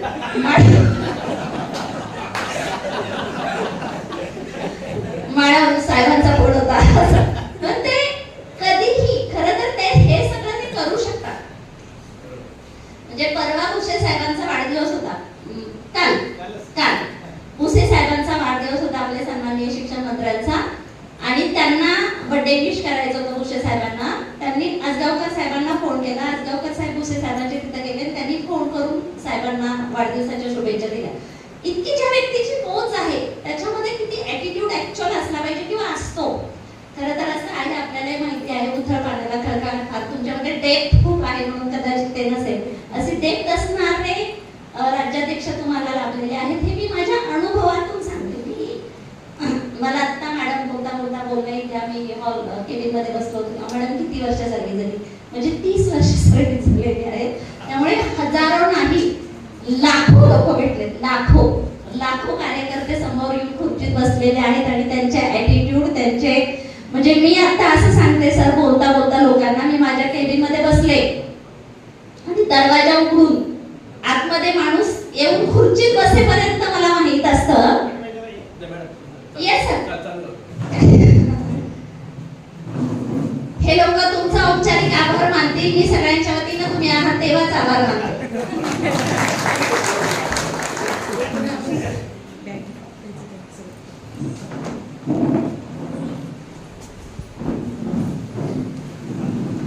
मी असं सांगत असते की मी इतक्या लोकांना भेटले किंवा मी इतक्या लोकांना बघितलंय, म्हणजे काही कॉमन मॅन असतील, काही कॉमन म्हणजे सामान्य नागरिक म्हणून मला येऊन भेटलेले असतील, काही संघटनेचे पदाधिकारी म्हणून भेटलेले असतील, काही सरपंच भेटलेले असतील किंवा अनेक आमदार महोदय, मंत्री महोदयांपासून इव्हन दॅट देवेंद्र फडणवीस साहेब असताना, मुख्यमंत्री असताना पण त्यांच्याशी बोलण्याचा योग आला होता. कारण त्यावेळी मी ठाण्याला होते आणि ठाण्याला शिक्षणाधिकारी असताना राज्य शिक्षक पुरस्काराचा कार्यक्रम मी घेतला होता. त्यामुळे one two one Devendra Fadnavis साहेबांशी पण कम्युनिकेशन करण्याची संधी मिळाली होती. त्यामुळे माझं तर इतकं ऑब्झर्वेशन झालंय ना की केबिनचा दरवाजा उघडण्याच्या स्टाईल पासून माझ्यासोबत खुर्चीत येऊन बसेपर्यंत मला कळतं आता हा राडा करणार का शांत बोलणार, काय हा जेन्युइन व्हिजिटर आहे, जेन्युइन. बघा, कारण काही व्हिजिटर खरंच जेन्युइन असतात, खरंच त्यांचा प्रश्न खूप जेन्युइन असतो आणि त्याच्या विचाराच्या प्रश्नाला न्याय मिळालेला नसतो. हे आता मला इतक्या वर्षानंतर कळतं. त्यामुळे मी रसाळे सर ते सांगितलं तुमच्याबद्दल. रसाळे सरांनी ज्या मी म्हणे पोटतिडकीनं म्हणूया आपण की अनेक महिला भगिनींची पण नावं घेतली किंवा तुमच्या संघटनेचे सगळे पदाधिकारी असतील, ह्या सगळ्या लोकांना आवर्जून तुम्ही नामोल्लेख करताय, खूपच चांगली गोष्ट आहे. कारण पुण्यातून येणं, बेळगाववरून येणं किंवा इतर ठिकाणाहून ह्या सरांच्या बाबतीत तुम्ही काहीतरी नाव सांगितलं, गावाचं नाव मला लक्षात नाहीये, बांदा, गोवा. ओके, चांद्यापासून बांद्यापर्यंत म्हणूनच म्हटलं होतं चांदा ते बांदा. येस. कारण कसं आहे माहितीये का, सगळं काही फ्री ऑफ कॉस्ट असेल तर लोक कदाचित येतीलही, पण पदर मोड करून येणं म्हणजे असं, मी तर माझ्या बाबतीमध्ये मी सांगते, मी माझ्या पूर्ण सर्व्हिसमध्ये एवढं पाळलेलं आहे, म्हणजे कदाचित रसाळे सर पण ऍग्री होतील, मी स्वतः चहा सुद्धा कोणासोबत पीत नाही व्हायचं, खरंच नाही. आणि मी खूप डाएट कॉन्शियस आहे, खूप म्हणण्यापेक्षा आहे ना, माझं डायजेशन इश्यू समजा तुम्ही, पण मला जमतच नाही बाहेर काय खाल्लेलं, म्हणून मी घरचंच खाते, त्यामुळे बाहेर जेवायचा प्रश्नच येत नाही. चहा विदाउट शुगर घ्यायचा असतो म्हणूनही चहा घ्यायचा प्रश्न येत नसेल, काही वेगळी अशी बंधनं मी स्वतःला घालून घेतलेली असल्यामुळे पण असते. पण काय माहित नाही मला, माझ्यासोबत ना एक ड्रायव्हर होते, आम्ही याला गेलो होतो, माझं पुण्यात पोस्टिंग होतं आणि सोलापूरचा दौरा होता माझा, पण त्या दौऱ्यामध्ये मला माझे PhDचं थोडं काम होतं. तुम्ही हना जगताप सरांना ओळखत असाल, ज्या लोकांनी B.Ed केलेलं आहे, M.Ed केलेलं आहे, त्यांनी हना जगताप सरांची पुस्तकं वाचलेली असतील. तर मला हना जगताप सरांना भेटायचं होतं. माझं अकलूजला कॅम्प होता, अकलूजला काम होतं माझं, आणि अकलूजवरून मी आमचा एका कर्मचाऱ्याचं लग्न होतं म्हणून बाकीच्या सगळ्या माझ्या ऑफिसमधल्या स्टाफला सोबत घेऊन गेले होते, कारण मी जाणार तर इनोवा गाडी घेऊन जाणार होते. मग एकटीच इनोवा गाडीत नेण्यापेक्षा माझ्या ऑफिसमधल्या त्या 4-5 भगिनींना मी सोबत घेतलं होतं. पण मी त्यांना काय म्हटलं, अकलूजला सयाजीराजे वॉटर पार्क आहे की तुम्ही मस्त दिवसभर एन्जॉय करा, मी हना जगताप सरांना भेटते, माझं PhDचं जे काही काम आहे त्यांच्यासोबत संपवते, संध्याकाळी या, नंतर आमचा असा प्रोग्राम होता. तर जाताना माझ्यासोबत माझा ड्रायव्हर होता, तो ड्रायव्हर मला हळूच म्हटला, मॅडम आपण पंढरपूरच्या जवळून जाणार आहोत, दर्शनाला जायचं का? तर मी म्हटलं हरकत नाही, जाऊया, म्हणजे मी काही नास्तिक नाहीये, पण मला असं वाटतं की मी ऑफिशियल दौऱ्यावर असल्यावर बऱ्यापैकी टाळते देवदर्शन वगैरे किंवा असे स्वतःचे वैयक्तिक हे टाळते. पण म्हटलं हरकत नाही, तुला दर्शन करायचं तर मी कोणातरी फोन करते. पण त्या दिवशी एकादशी होती आणि एकादशी असल्यामुळे असं झालं होतं की पंढरपूर आणि एकादशी हे कॉम्बिनेशन किती गर्दीचं असू शकतं तुम्हाला लोकांना माहिती आहे. मी नागटिळक सर म्हणून आहेत, असे रसाळे सरांसारखे एका संघटनेचे काम करणारे, सरांना फोन केला, सरांना म्हटलं मी पंढरपूरच्या जवळून जाते आहे, दर्शन होऊ शकतं का? मला म्हणे मॅडम किती जण आहोत? म्हटलं मी आणि ड्रायव्हर दोघेच आहोत. म्हणे मग या आम्ही देतो. आणि मग दर्शन झालं, लगेच आमचं दर्शन झालं आणि खूप चांगलं दर्शन झालं. गाडीत बसल्यावर मी त्या ड्रायव्हरला असं म्हटले की थँक्यू, तुमच्यामुळे माझं दर्शन झालं. तर तो म्हणला नाही मॅडम, मीच तुम्हाला थँक्यू म्हणायला पाहिजे की तुमच्यामुळे माझं दर्शन झालं. 2-3 दिवस तो ड्रायव्हर माझ्या सोबत होता म्हणजे दौऱ्यादरम्यान. त्यांनी एकही दिवस बघा कसलंही बाहेरचं फूड नव्हतं खाल्लं. तो स्वतः फळं विकत घेत होता आणि ती फळं खात होता. पहिल्या दिवशी सकाळचा, दुपारचा, संध्याकाळचा स्वतःचा डबा घेऊन आला होता. आणि मग मी त्याला असं विचारलं, म्हणजे तो बोलता बोलता मला सांगत होता मॅडम की मी दररोज पारायण करतो, मी दररोज एक अध्याय वाचतो, मी माझी ज्ञानेश्वरी वाचून झाली, माझी गाथा वाचून झाली, माझं हे वाचून झालं, माझं ते वाचून झालं. म्हटलं इतक्या वर्ष तुम्ही ग्रंथ वाचले, त्याचं फळ मिळालं. आणि मला दर्शन दिलं असल्यामुळे ते एकदम VIP होतं, एकदम आतमध्ये असं विठ्ठलाच्या पायाला टच करून दर्शन दिलं होतं. तर मग मला त्यावेळी असं झालं की किती माणसं ही असतात ना, की हा माणूस माझ्यासोबत होता 3 दिवस, आम्ही सगळे बाहेर जेवायला जात होतो, बसत होतो, चहा घेत होतो, कॉफी घेत होतो, हा माणूस एकदाही आमच्यासोबत त्याने चहा पण नाही घेतला. मी त्याला विचारलं का? तो म्हणे नाही मॅडम, मी कधीच आयुष्यामध्ये दुसऱ्याचं अन्न खात नाही. तर त्याचं कारण काय? त्याचं असं म्हणणं आहे की त्यांनी मला असं सांगितलं त्या ड्रायव्हरने की आपण परान्न जेव्हा खातो तर ते परान्न खाणं म्हणजे एक प्रकारचं कर्ज आपण आपल्यावर घेतो आणि ते कर्ज आपल्याला फेडावं लागतं. ते कर्ज फेडायला लागू नये म्हणून मी कधीच परान्न खात नाही. म्हणजे मला खरंच विशेष वाटलं की आज कलियुगात अशी माणसं आहेत. मला खूप विशेष वाटलं. सांगायचं तात्पर्य इतकंच होतं की या सगळ्या जग आता आपण महिला दिन साजरा करतोय, खूप चांगली गोष्ट आहे. पण महिला दिनाची जर थोडी पार्श्वभूमी सांगायची झाली तर मला थोडा तुम्हाला इतिहास सांगायला आवडेल. इतिहास महिला दिनाचा असा सांगतो की पूर्वी म्हणजे 17व्या शतकात महिला बाहेर पडत नव्हत्या, महिला कामाला जात नव्हत्या. पण काय झालं, इंग्लंडमध्ये 1818ला औद्योगिक क्रांती झाली. इतिहासात आपण सगळ्यांनी वाचलंय. औद्योगिक क्रांती झाल्यानंतर असा प्रश्न निर्माण झाला की इतक्या फॅक्टरी तयार झाल्या, इतकं उत्पादन त्यांचं तयार व्हायला लागलं आणि ते उत्पादन तयार करण्यासाठी त्यांना कामगारांची गरज भासायला लागली, सगळ्या कामगारांची भरती झाली, जेवढे जेंट्स उपलब्ध होते तेवढ्या सगळ्या जेंट्सला त्यांनी कामावर घेतलं, तरी पण त्यांना कामगार पुरले नाहीत. म्हणून पहिल्यांदा महिलांना कामावर घेतलं गेलं. महिलांना सुद्धा त्यांनी भरती केलं. पण महिलांना भरती केल्यानंतर महिलांच्या वेगळ्या अशा काही गरजा आहेत, जसं मासिक पाळी व्यवस्थापन असेल किंवा प्रेग्नन्सी असेल किंवा लहान बाळ असताना असेल, या कुठल्याच सुविधा महिलांना दिल्या जात नव्हत्या. ज्या प्रकारे जेंट्सला ड्युटी आणि बाकीच्या सगळ्या कंडिशन होत्या, त्या सगळ्या कंडिशन महिलांना होत्या. त्यावेळी पहिल्यांदा तिथे 1875 ला 8 मार्च 1875 ला पहिल्यांदा तिथे महिलांनी उठाव केला होता आणि तो दिवस म्हणजे तो जागतिक महिला दिन आहे. पण आज आपण खूप पुढे आलो, आपण महाराष्ट्रात जन्माला आलो. आपण थँक्यू म्हणायला पाहिजे सावित्रीबाईंना की सावित्रीबाई शाळेत गेल्या, त्यांना ज्योतिबांनी शिकवलं, आपण सगळ्या शाळेत आलो, आपण सगळ्या शिकलो आणि आज आता इतकं पुढे गेलंय, जग म्हणूया किंवा धोरण म्हणूया. तुम्हालाही सगळ्यांना माहिती आहे की पूर्वी आपल्याला बालसंगोपन रजा फक्त 3 महिने मिळायची, 90 दिवस होती. नंतर ती बालसंगोपन रजा 180 दिवस झाली आणि आता ती बालसंगोपन रजा किती दिवस आहे? 2 वर्षे. 2 वर्ष आहे बालसंगोपन रजा. फक्त ती घेताना कशी घ्यायची त्याचे काही रूल्स आहेत. मूल 18 वर्षाचं होईपर्यंत, आपलं मूल 18 वर्षाचं होईपर्यंत आपल्याला बालसंगोपन रजा घेता येते. ही 2 वर्षाची आहे. तुमच्याकडे जी आर नसला तर मी पाठवते आता लगेच बसले की त्याच्यात काही रूल आहे. जसं 6 महिने घ्यायची ती मॅटर्निटी लीव्ह त्याच्यातच आहे. 180 दिवसाची मॅटर्निटी लीव्ह आपल्याला घेता येते. नंतर मात्र ती रजा घेताना एका वर्षात मॅक्सिमम आपल्याला 60 दिवस घेता येते. असे आपलं मूल 18 वर्षाचं होईपर्यंत बालसंगोपन रजा घेता येते. मग तुमचं मूल 10वीच्या परीक्षेला बसलं हे कारण देऊन सुद्धा तुम्हाला बालसंगोपन रजा घेता येते. जी आर आहे, मी म्हणत नाही, असं आपलं महाराष्ट्र शासन म्हणतं. जय महिला सर मला हळूच म्हणतायत मॅडम, असं खाजगीला असं करून चालत नाही. म्हणजे खाजगी शाळेत जाणाऱ्या महिलेला परमेश्वरांनी काही इंटरनल काही तिचे हे वेगळे बसवलेत का? बॉडी पार्ट नाही ना बसवले. सेम आहे ना तिचं मॅन्युफॅक्चरिंग जे काही झालं असेल परमेश्वराच्या दरबारामध्ये. सांगायचं तात्पर्य असं की इतकं जगात का बदललंय.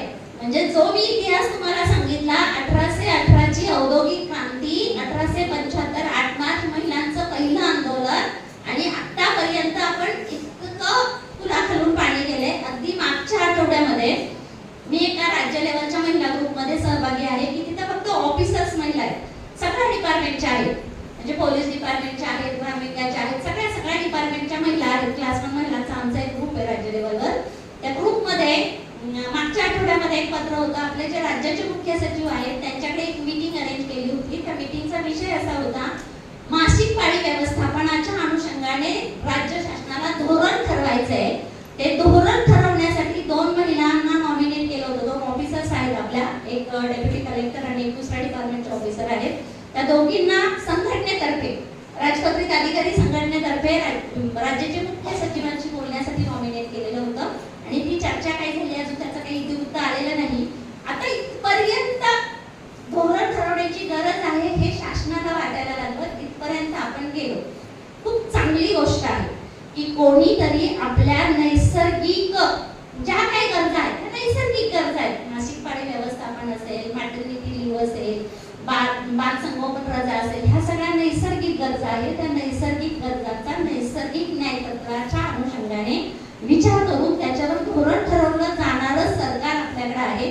खूप चांगली गोष्ट आहे. हा त्याच्यासाठी ही खूप आंदोलनं पूर्वी केली गेली, करावी लागली, आजही करावी लागत आहेत. ही चांगली गोष्ट आहे. पण मगाशी जे परब सरांनी विषय सांगितला, आपल्याला वेगळ्याच अँगलनी काम करणं गरजेचं आहे. वेगळ्याच अँगलनी म्हणजे जसं की ठीक आहे, तुम्ही आता बाहेर पडताय, तुम्ही आता नोकरी करताय, तुम्ही आता तुमच्या काही हक्कांसाठी आंदोलनं करताय, मागण्या करताय, इथपर्यंत ठीक आहे. पण घरात काय? सविता प्रभूने मूवी काढतात 7-4 घरात. कोणी यायचं? मुलींनी. आणि आपल्या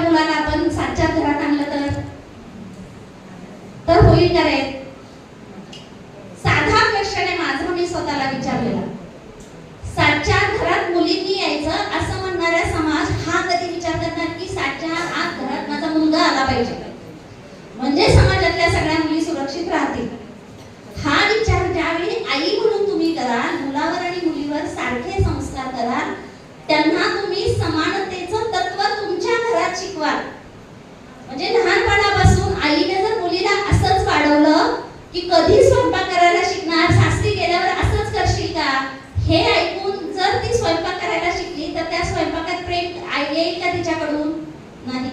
आणि आपलं अध्यात्म असं सांगतं की फूड बनवणाराचा जो विचार असतो, ज्या भावनेनी, ज्या प्रेमाने, ज्या मायेनी, ज्या ममतेनी तो माणूस स्वयंपाक करतो किंवा ती महिला स्वयंपाक करते, तसंच ते फूड बनतं. त्याची एक छोटीशी गोष्ट सांगते मी तुम्हाला. एक साधू होते आणि त्या साधूंना एक सद्गृहस्थ होते, त्यांचं खूप चांगलं रिलेशन होतं. त्यांनी त्या साधूंना जेवायला बोलवलं. अतिशय श्रीमंत माणूस होता तो, अतिशय श्रीमंत माणूस. म्हणजे सगळं जेवण झाल्यानंतर अगदी चांदीच्या ताटातून, चांदीच्या वाटीतून जेवायला वाढलेलं होतं. छान जेवण, अगदी सुग्रास भोजन झालं होतं. आणि सुग्रास भोजन झालं, गप्पा झाल्या, बडीशेप खाऊन झालं, पान खाऊन झालं आणि ते गेले. जाताना त्यांनी चांदीच्या 2 वाट्या याच्यात टाकल्या.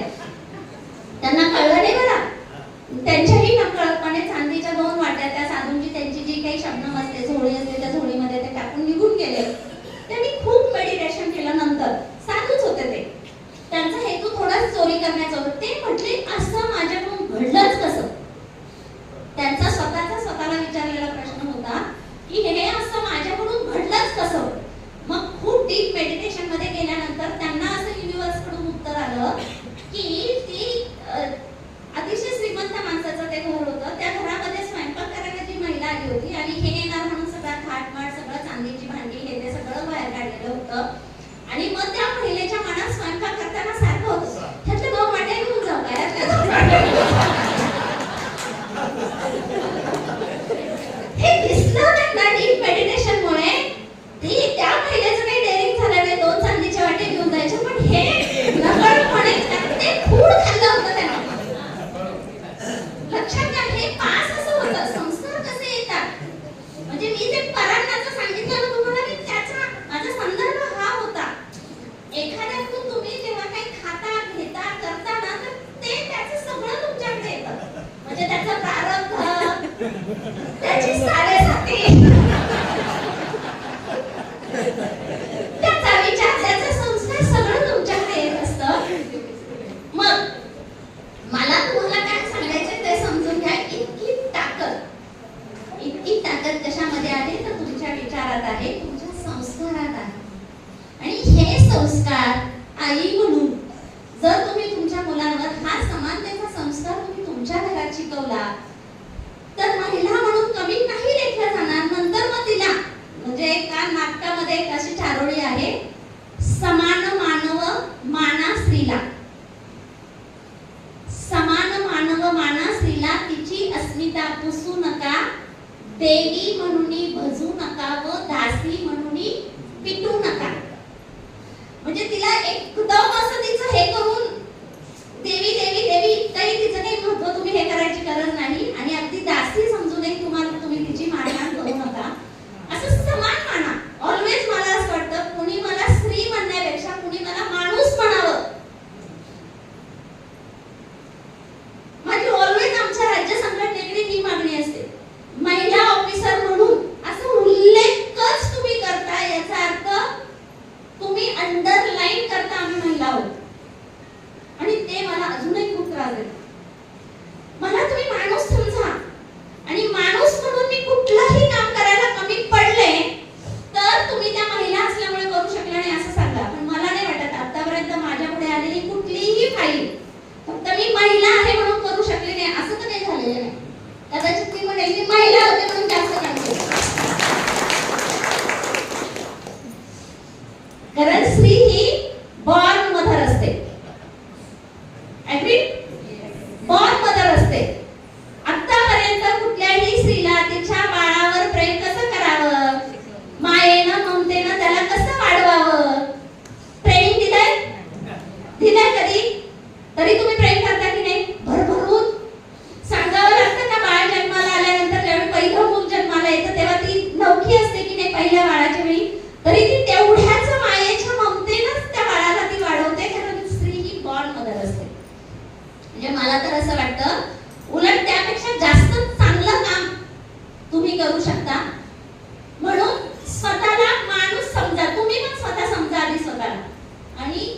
सर्वेच सांगते, कुठल्याच मी तर आतापर्यंत कुठलेच एक्सक्यूजेस माझ्या नोकरीत घेतलेले नाही, कुठलेच नाही की महिला आहे म्हणून इकडे पोस्टिंग द्या. नो वे.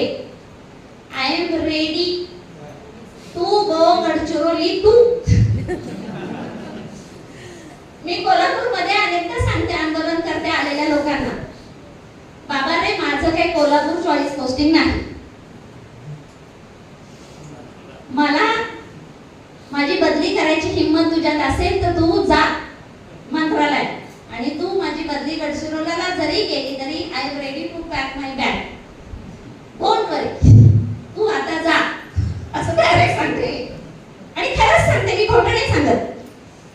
माझं एकदम पनवेलला पोस्टिंग होतं आणि तेव्हा खूप मोठा सीन झाला होता. शिक्षकांच्या बदल्या किती सेन्सिटिव्ह असतात, खाजगी ह्याच्या जिल्हा परिषदेच्या लोकांना माहिती आहे, खाजगी शाळांच्या लोकांना बदल्यांना फार सामोरं जावं लागत नाही. त्यावेळी असं झालं होतं, इतका सिनेरिओ क्रिएट झाला होता तिथं. ऑनलाईन बदल्यांचा पहिला जी आर आला होता 2014 मधला आणि ऑनलाईन बदल्यांचा जी आर आला. ती सवय नव्हती ना की सगळं सभापतींच्या किंवा पॉलिटिकल लोकांच्या मागे लागून हवं ते पोस्टिंग करून घेणं वगैरे असं सगळं पूर्वी व्हायचं. आता ऑनलाईन बदल्या होणार, तिथल्या व्हिडिओनी टाकली रजा, ते गेले निघून मेडिकल रजा. ते काय म्हटले 15 दिवस मी शिक्षकांच्या बदल्या करणार आणि मी वर्षभर सभापतींचा अक्षर रोज पडून घेऊ. ते गेले आणि मग त्या ऑनलाईन बदल्या कोण करणार म्हणून सीओनी व्हिडिओचा चार्ज माझ्याकडे दिला. माझ्याकडे चार्ज दिल्यानंतर सगळे तिथले पदाधिकारी म्हटले मॅडम तर काही कोणाचं ऐकणार नाही, आता ह्यांची बदलीच करावी लागते. तर मी तिथे होते, एक सभापती काशीनाथ पाटील साहेब, त्यांच्या माझे खूप चांगले नंतर रिलेशन डेव्हलप झाले. मी म्हटलं साहेब खरं सांगू का, मी खूप प्रयत्न करते, गेली 2.5 वर्ष झाली, पण माझी बदली होतच नाहीये. तुम्ही जा मंत्रालयात, तुमच्या तरी प्रयत्नाने होईल. ते मला म्हणले मॅडम असं बोलल्यावर काय करावं आम्ही, बोलूच नाही म्हटलं. असं जे बोलणं आपल्याला पुढे नेता येणार नाही, शेवटाला नेता येणार नाही, असं आपण बोलूच नाही. थोडक्यात मला काय सांगायचे, कुठलेच एक्सक्यूजेस मागू नका. तुम्ही खूप सक्षम आहात. स्त्री इतकी सहनशीलता, स्त्री इतकी माणुसकी, स्त्री इतकी उदारता आणि स्त्री इतका कारस्थानेपणा कुठेच नाही, कुठेच नाही. सरांनी सांगितलं ना डेली सोप, काय आवडीनं बघतो आपण, आपलं किती आयुष्य आपण वायाला घालवतो. एक विनंती आहे माझी तुम्हाला सगळ्यांना, खरंच विनंती आहे, दोघी एकत्र भेटला, कोणीही दोघी एकत्र भेटला की तिसरी बद्दल बोलू नका.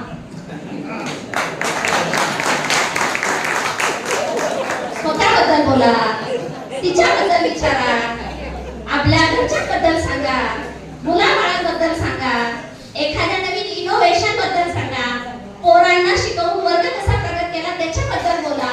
तिसरी बद्दल बोलू नका प्लीज. माझा थोडा ऍस्ट्रॉलॉजीचा अभ्यास आहे म्हणून सांगते. जो माणूस दुसऱ्यांबद्दल गॉसिप करतो त्याचा राहू खराब होतो. आणि राहू ग्रहाला काय म्हटलं जातं, राहू खराब होणं म्हणजे काय की तुमच्या मनामध्ये भ्रम निर्माण करणं. भ्रम असते, ऍस्ट्रॉलॉजी बाजूला ठेवून देऊ आपण सायंटिफिकली विचार करूया, एकदम सायंटिफिकल लॉजिकल थिंकिंग करूया. मी समजा मॅडमला भेटलीये, या मॅडम बद्दल ना मला माहित आहे, विना डोळ्याने पाहिलंय, विना कानाने ऐकलंय आणि काय कॉन्फिडन्सने सांगत होते, मी बघितलं त्याच्या तिथे. पण काय कॉन्फिडन्स असतो. आता जर अशी आपण चर्चा करत असू तर मनात भ्रम निर्माण होणार आहे की नाही, होईल की नाही. एकदम लॉजिकली विचार करा. म्हणून मला जेम्स त्या बाबतीत फार आवडतं. एकमेकांचा हेवा नाही तेवा नाही,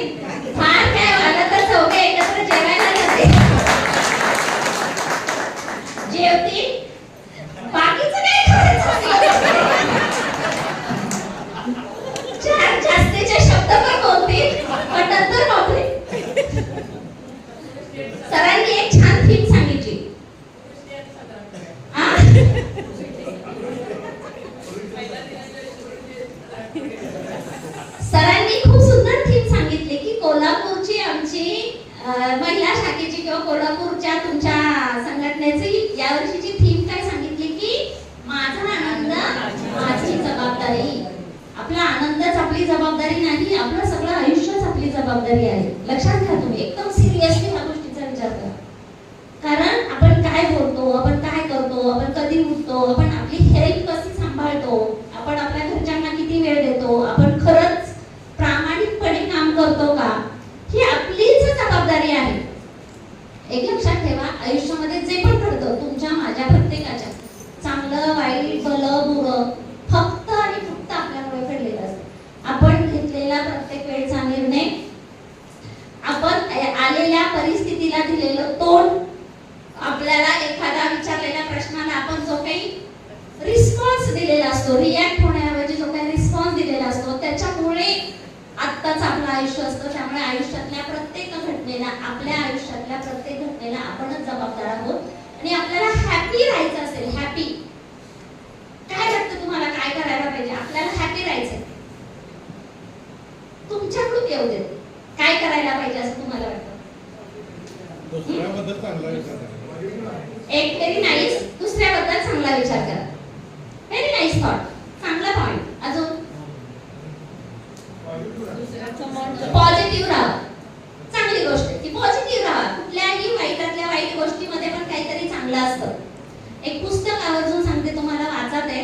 ते पुस्तक वाचल्यानंतर कितीही वाईट परिस्थितीमध्ये पॉझिटिव्ह कसं राहायचं तो थॉट तुम्हाला कळतो. ते पुस्तक आहे विवेकनिष्ठ विचारसरणी. ते विवेकनिष्ठ विचारसरणी हे डॉक्टर अल्बर्ट एलिस हे मोठे मानसोपचार तज्ञ होते, त्यांच्या आयुष्यावर ते पुस्तक आहे.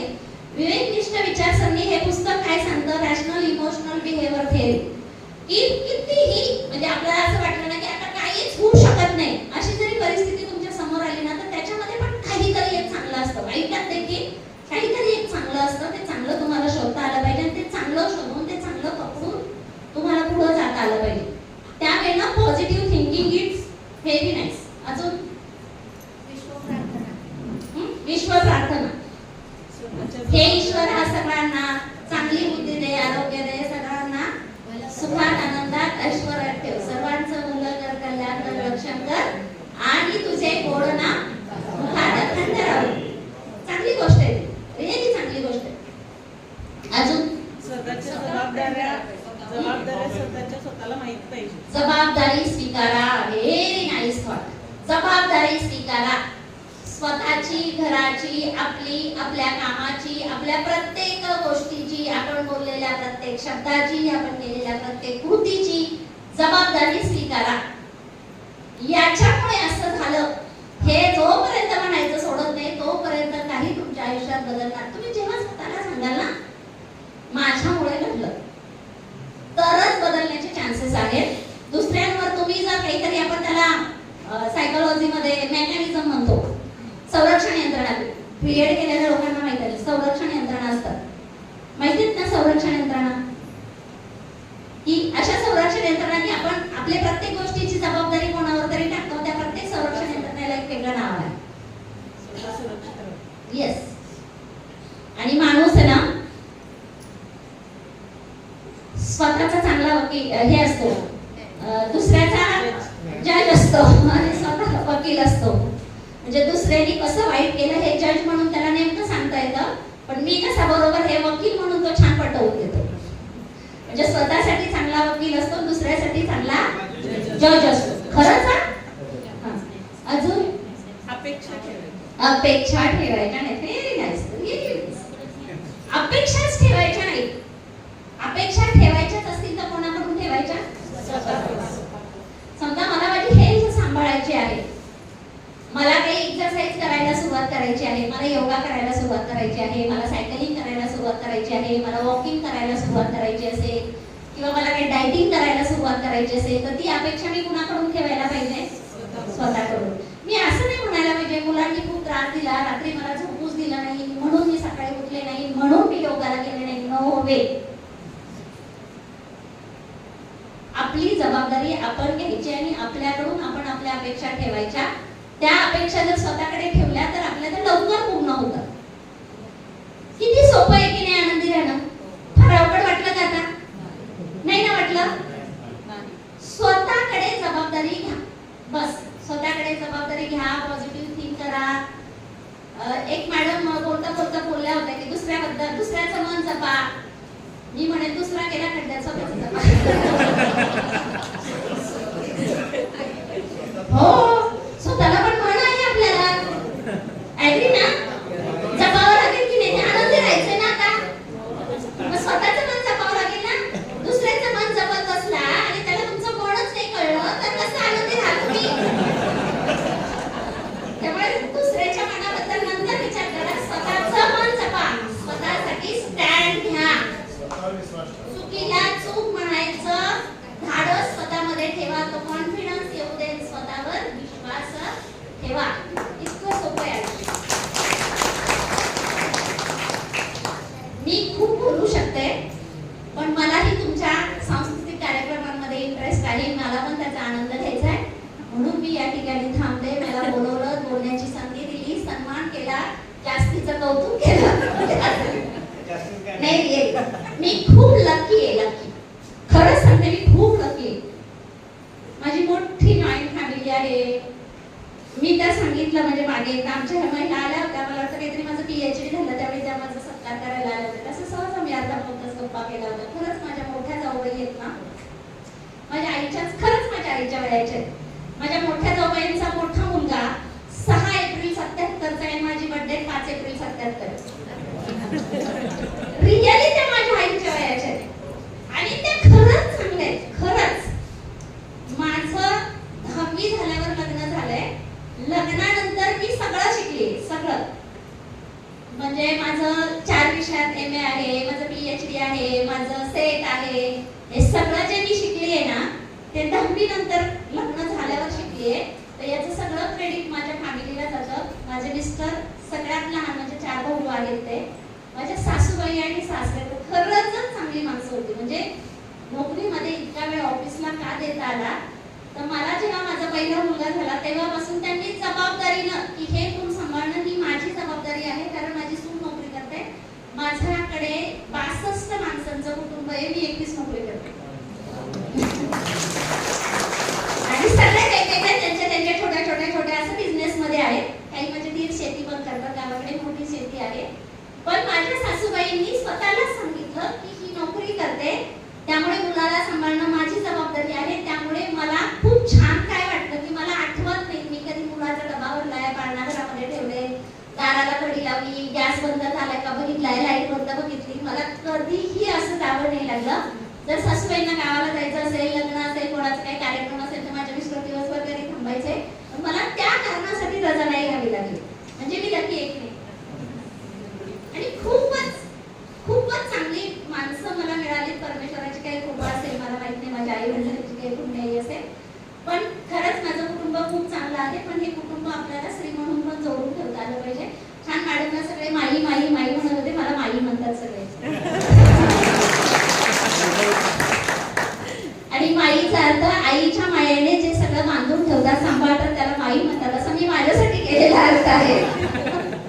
त्यामुळे तुम्ही सगळ्यांनी मला बोलवलं, माझं सगळं शांतपणे ऐकलं, सहन केलं, या सगळ्यासाठी थँक्यू.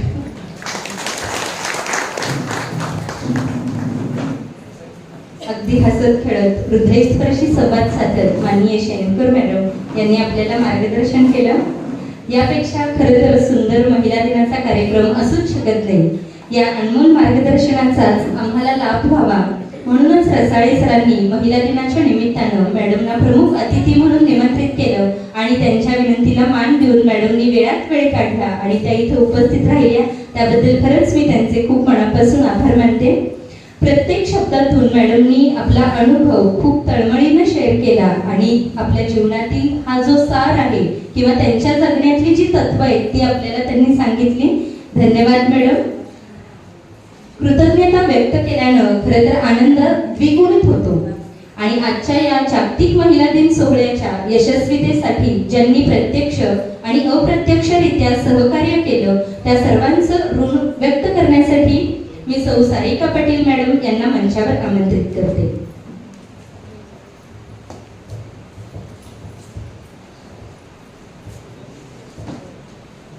नमस्कार. सर्वात शेवटचा आणि गोड सांगता कार्यक्रम म्हणजे आभार प्रदर्शन. हृदयाचा हृदयाशी जोडणारा भार म्हणजे आभार.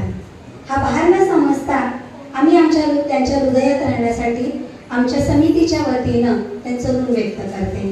आजच्या कार्यक्रमासाठी उपस्थित पाहुणे जे आपल्याला लाभले ते माननीय जयप्रकाश परब सो, उपमुख्य अधिकारी प्रशासन अधिकारी सिंधुदुर्ग यांचे महिला शाखा कोल्हापूर व सिंधुदुर्ग यांच्या वतीनं मनस्वी आभार. यानंतर आत्ताच आपल्याला आपल्या सर्वांसमोर आपल्या अनुभवाची दारे खुली करून देणाऱ्या माननीय शेणकर मॅडम, त्याचबरोबर सकारात्मक ऊर्जेचा ध्यास कसा घ्यावा, त्याचबरोबर मॅडम आपली बकेट लिस्ट स्वतःची कशी तयार करावी आणि बकेट लिस्ट करत असताना आनंदाचा गुणाकार करत गेलं की आणखीन आनंद वाढत गुणित होत जातो. ही आनंदाची पर्वणीच आमच्या आजच्या सरांनी जे धोरण दिलेलं आहे, माझा आनंद माझी जबाबदारी, यातून तुम्ही आमच्यापर्यंत पोहोचलात. त्याबद्दल मीना शेणकर मॅडम, शिक्षण अधिकारी प्राथमिक जिल्हा परिषद कोल्हापूर यांचंही मी मनस्वी आभार मानते. त्याचबरोबर आज या ठिकाणी माननीय अनुष्का कदम मॅडम या ठिकाणी उपस्थित आहेत, यांचंही समितीच्या वतीनं खूप खूप मनस्वी आभार. त्याचबरोबर आमच्या माई म्हणजे नंदिनी कोंडेकर मॅडम यांचंही मनस्वी आभार. त्याचबरोबर आपल्या सर्वांचे आधारस्तंभ, आपले सर्वांचे प्रेरणास्थान असणारे, नेहमी सर्वांशी सक्रियतेनं सलोख्याने वागणारे सहनशील असं व्यक्तिमत्व म्हणजे आपले रसाळे सर यांचंही मनस्वी आभार. त्याचबरोबर Rohini Hawaldar madam, Bhosale sir, Giri madam, Charulata Patil madam, Dawre sir, इतर सर्व आलेले या ठिकाणी आलेले सर्व पदाधिकारी, सिंधुदुर्ग जिल्ह्यातील राकेश आणि राकेशची सर्व टीम यांचंही आभार. या ठिकाणी गडिंग्लज, त्याचबरोबर भुदरगड, आणखीन इचलकरंजी या ठिकाणी आलेले सर्व जिल्ह्यातून जी लोक या ठिकाणी आलेली आहेत या कार्यक्रमासाठी, सर्व महिला भगिनींचं ऊर्जा उत्साह वाढवण्यासाठी आलेले सर्व आमचे बंधू, या सर्वांचं, त्याचबरोबर या कार्यक्रम फुलवण्यासाठी ज्या लोकांचे हात लागलेले आहेत त्या सर्वांचं मी मनस्वी पुन्हा एकदा खूप खूप आभार मानते. आणि पुढील कार्यक्रमाची सूत्रे विद्या पाटील सरांच्याकडे देते. जरा खोली चर्चा करूया. आता वेळ झालेला आहे, थोडा कार्यक्रम घेऊन आपण जेवायचा असा विषय होता. म्हणजे आपण आता शेअर करूया एकमेकाला. मला असं वाटतं की आता सगळे आपण जेवून घेऊया, बरोबर आहे?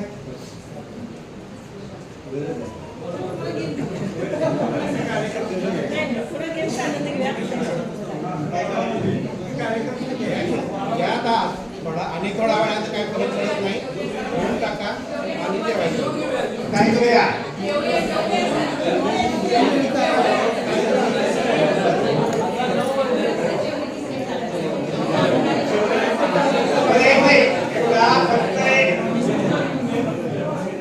जरा एक 5 ते 7 मिनिटांमध्ये आपण आता मी जरा जातो तिकडं, सगळी व्यवस्था लावतो. तोपर्यंत कुणीही जागा सोडायची नाही आणि तोपर्यंत ह्या स्पॉट गेम घेतील, तो पण एक आनंदच आहे. व्याख्यान आपण ऐकलंच, सगळे अतिशय छान कार्यक्रम झाला. अर्धा तास लेट झाला, त्यामुळं आपण जेवण तयार झाले तर जेवण घेऊया. आपली व्यवस्था लावतो, तोपर्यंत हे सगळे स्पॉट गेम्स होतील. उद्याचा आधी शेअर करूया.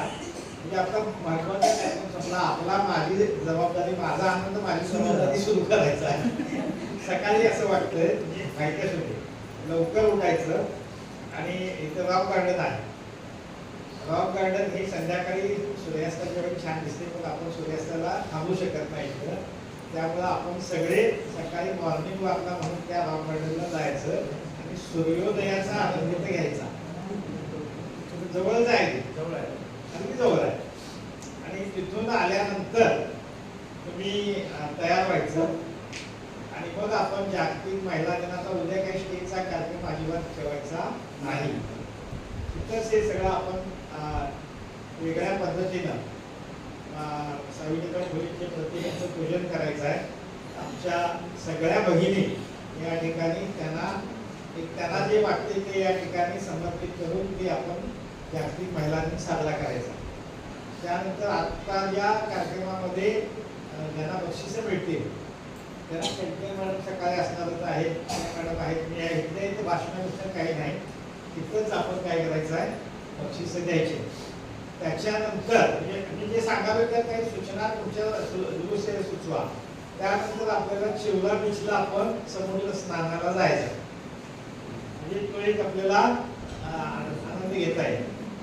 तेवढ्या वेळे म्हणजे जेवण येतच आपण जेवायचं, कारण एवढ्या 100-150 माणसाचं जेवण हॉटेलमध्ये जेवायचं म्हणजे 4 तास लागतात, एका ठिकाणी कोण घेत नाही. त्यामुळे आपण इथं व्यवस्था केलेली आहे.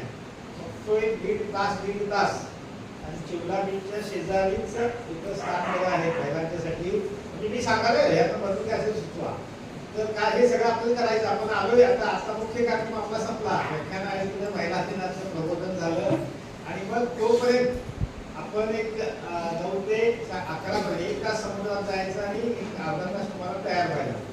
त्यानंतर तुम्हाला सगळे घरी आहे म्हणजे कुठेही कपडे वापरा कसे म्हणजे थोडंसं आपण एन्जॉय करायला ट्रिपला आलाय अशा पद्धतीने. आणि पटकन गाड्या घेऊन इथं आपण कुठला जायचा किल्ला सिंधुदुर्ग किल्ला बघायचा आणि पुतळा शिवाजी महाराजांचा जो आहे राजकोटचा जवळ आहे म्हणजे तो बघायचा म्हणजे 12 वाजता. तेवढ्यात आपलं